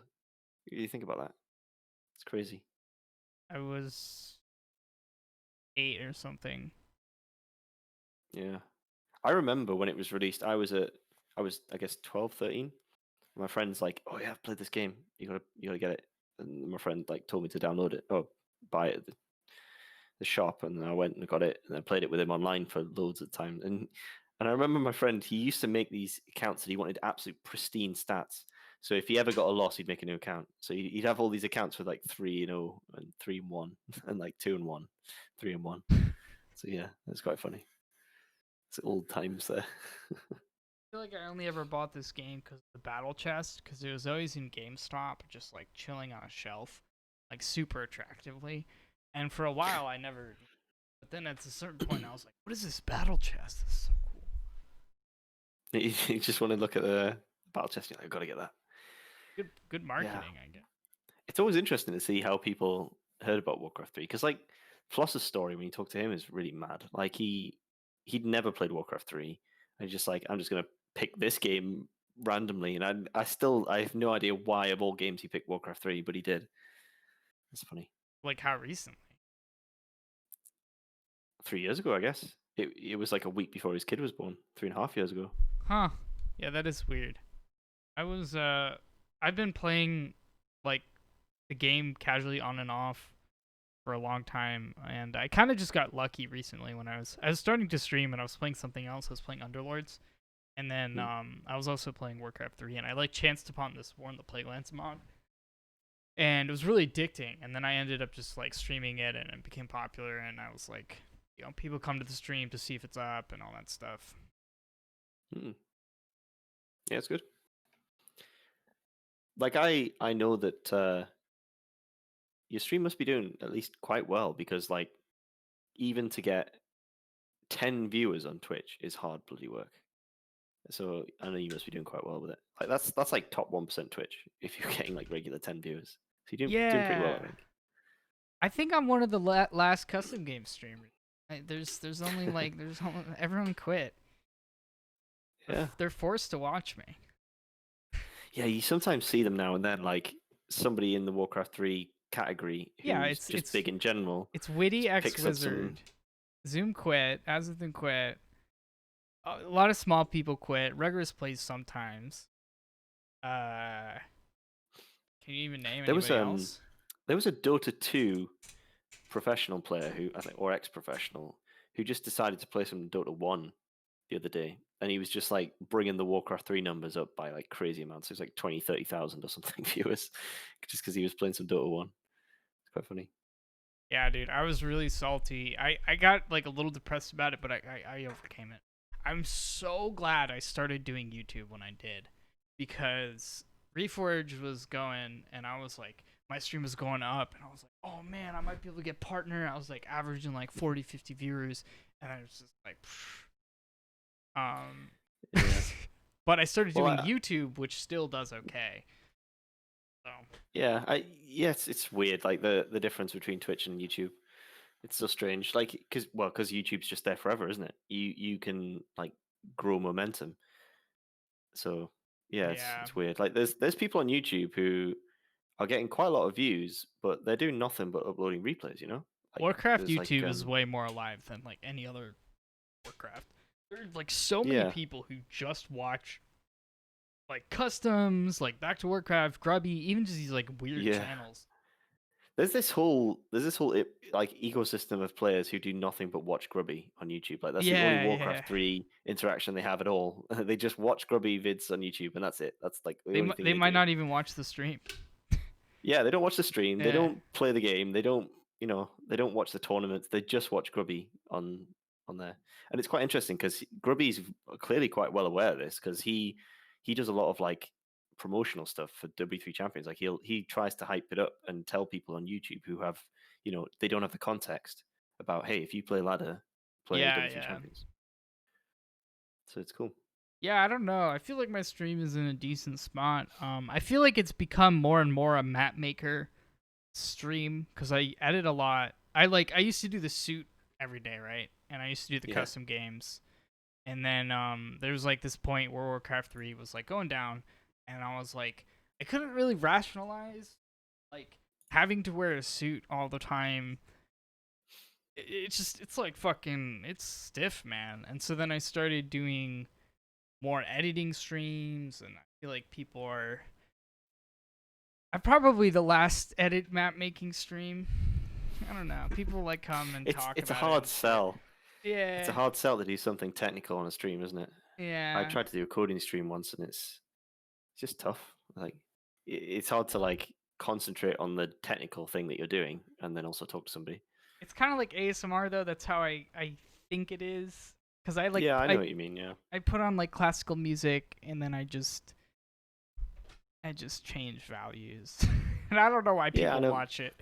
It's yeah, I can see it. Like it's like a hangout thing, isn't it? Like Uh, for you, the streamer, it's as helpful as it is for the people watching. I guess who are just like chilling, especially in these pandemic times. But yeah, should we do like one more question call? yeah, yeah, Because it's like getting 2.5 hours maybe. yeah. All right. Who has good questions only? Hive has bad questions. Could Like be I understand that like that background noise thing because when I'm often doing other things, I'll just have Grubby stream on because a lot of times like W3 Champion stuff comes up there, so I can just like hype it up to people in Grubby's chat or whatever, tell them about stuff that we're doing. Oh, if I could add any feature to W3 Champions, like what would it be? instantly. Instantly add it. I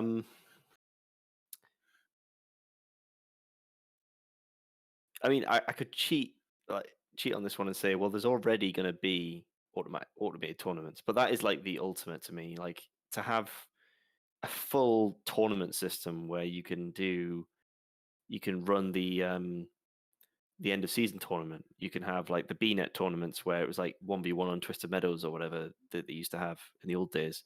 Or then you can also have like custom game tournaments or like 3v3 tournaments, or you can just put like events on. So I guess it's like events in W3 Champions is the thing that I want because I think I've seen the power of like the hype of just temporary events. So doing that through the tournament system, that sort of feature would be super cool to me. I'm curious how long do you think there would be some like what is the timeline on custom game stuff? I just assumed it wouldn't be for a while. The custom game stuff, I think probably quite soon. Like that's the big push of development time right now is to make that work. Like there's a load of UI stuff being drawn up by Kenshin, and Abedinsky is working on that. Probably during this stream, he was probably writing code for it. But yeah, that's the big push. So I don't know because I don't know how much of a job it is or what state he's ready to test it in. But that will be the next thing that W3 Champions will probably release. Like there's always ongoing work on Flow, but the next new feature will be able to host Flow game custom games, and then at that point we'll have to manually add new maps. So it'll be awkward to do custom games. Like you'd have to tell W3Champions, can you add my custom map? And so we'll have to deal with how we deal with that, like probably some kind of like submission process, I guess. Yeah. And Because maybe we can I automate would that further down the line. I would don't know. totally like add features to make it like what digestible Yeah, or like whatever. my vision would be that once you've added it in the pipeline, you let that developer update the map, and so that everyone's playing on the same map. So that would be like an automated update for that person. Because we have the update process. You know, when you turn on the launcher, it pings a server somewhere and says, "Is there a new version of W3Champions I need to download?" And it does.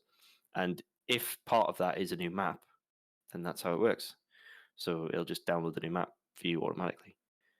Oops. It's tough, I guess, if we get into like thousands and thousands of custom maps being supported. We can't have like people constantly downloading custom maps for no Right, reason. But yeah.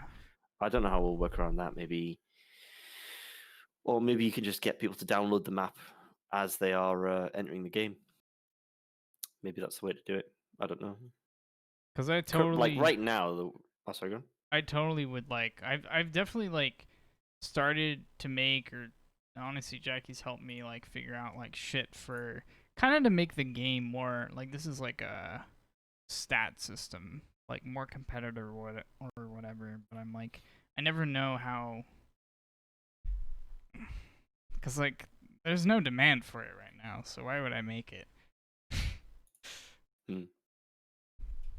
But it would Yeah, be I'll tell you what I'll interesting do. Right, how, I will. if it was coming up soon, I would. I'll download an image that Abadinsky posted today. Send it to you.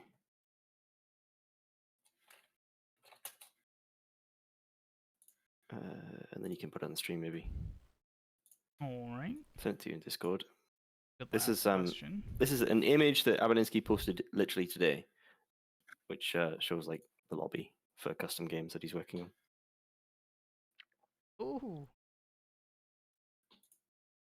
So yeah, it's coming.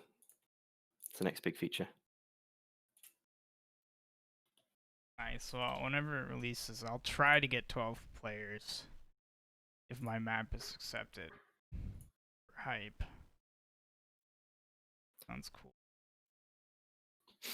Yeah, it's interesting because there are a lot of similarities between W3Champions and W3 Arena, but I think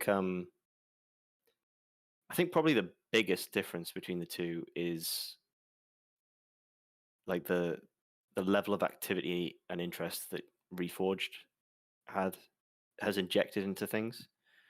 So like W3 Arena was built because of inactivity, whereas Warcraft 3 had activity, but it didn't have features. So W3Champions is sort of targeting that rather than trying to get activity going. But yeah, on the screen now is a screenshot of Abadinsky's development environment of him actually, working on the custom games. That's probably not final. He'll probably change a lot of how that looks, but like, Hey, it's see, he's working on close. it. You see the background as well that's in there. Oh, hell yeah. Nice nostalgia. You guys Yeah, brought that's good. back the original chat colors. That would be like major nostalgia. Miss the old lobbies. Well, I don't think that cheating has been a problem yet, High Phaser. Like, as Miyagi said in Discord the other day, we have yet to see a credible replay that might be like map hack. And there was like a lot of cheats where it was just quite obvious, like say the farm queuing hack, where it was like the tie hack, where if you were losing the game, you could just queue up like a million commands to build a farm or something, and that would be like the cheat, and it would just crash the game. But we haven't seen anything like that at all with Warcraft 3. I don't know if it's maybe like people who have the skills to make cheats now, they sell them. Like that they work for like a group who do like global offensive cheats and then they sell them. But yeah, maybe it's Warden or what, I don't know, but like cheating in online gaming is like really weirdly different now to back in the day. But yeah. All right, word. You want to close it out? Yeah, that's good. I don't have really anything else to say. I think we covered everything and a lot of other stuff as well. So Yeah, it's good. dude, it was wonderful. And you were worried you would have nothing. Everyone's always worried that they're not interesting or something. And I'm like, nah, man. I mean, it's easy to talk.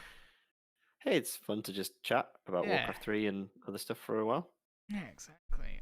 Yeah. So thank you for watching. I guess if you're on Twitch, then I'm gonna post this on YouTube tomorrow. If you're on YouTube, you're probably, if you're still watching, you're a madman. So thank you, and you're probably You've already enjoyed subscribed. the video. You've enjoyed the content already. So Yeah, subscribe. yeah. Wonderful. So yeah, have a great day and remember to vote or something. Okay, yep.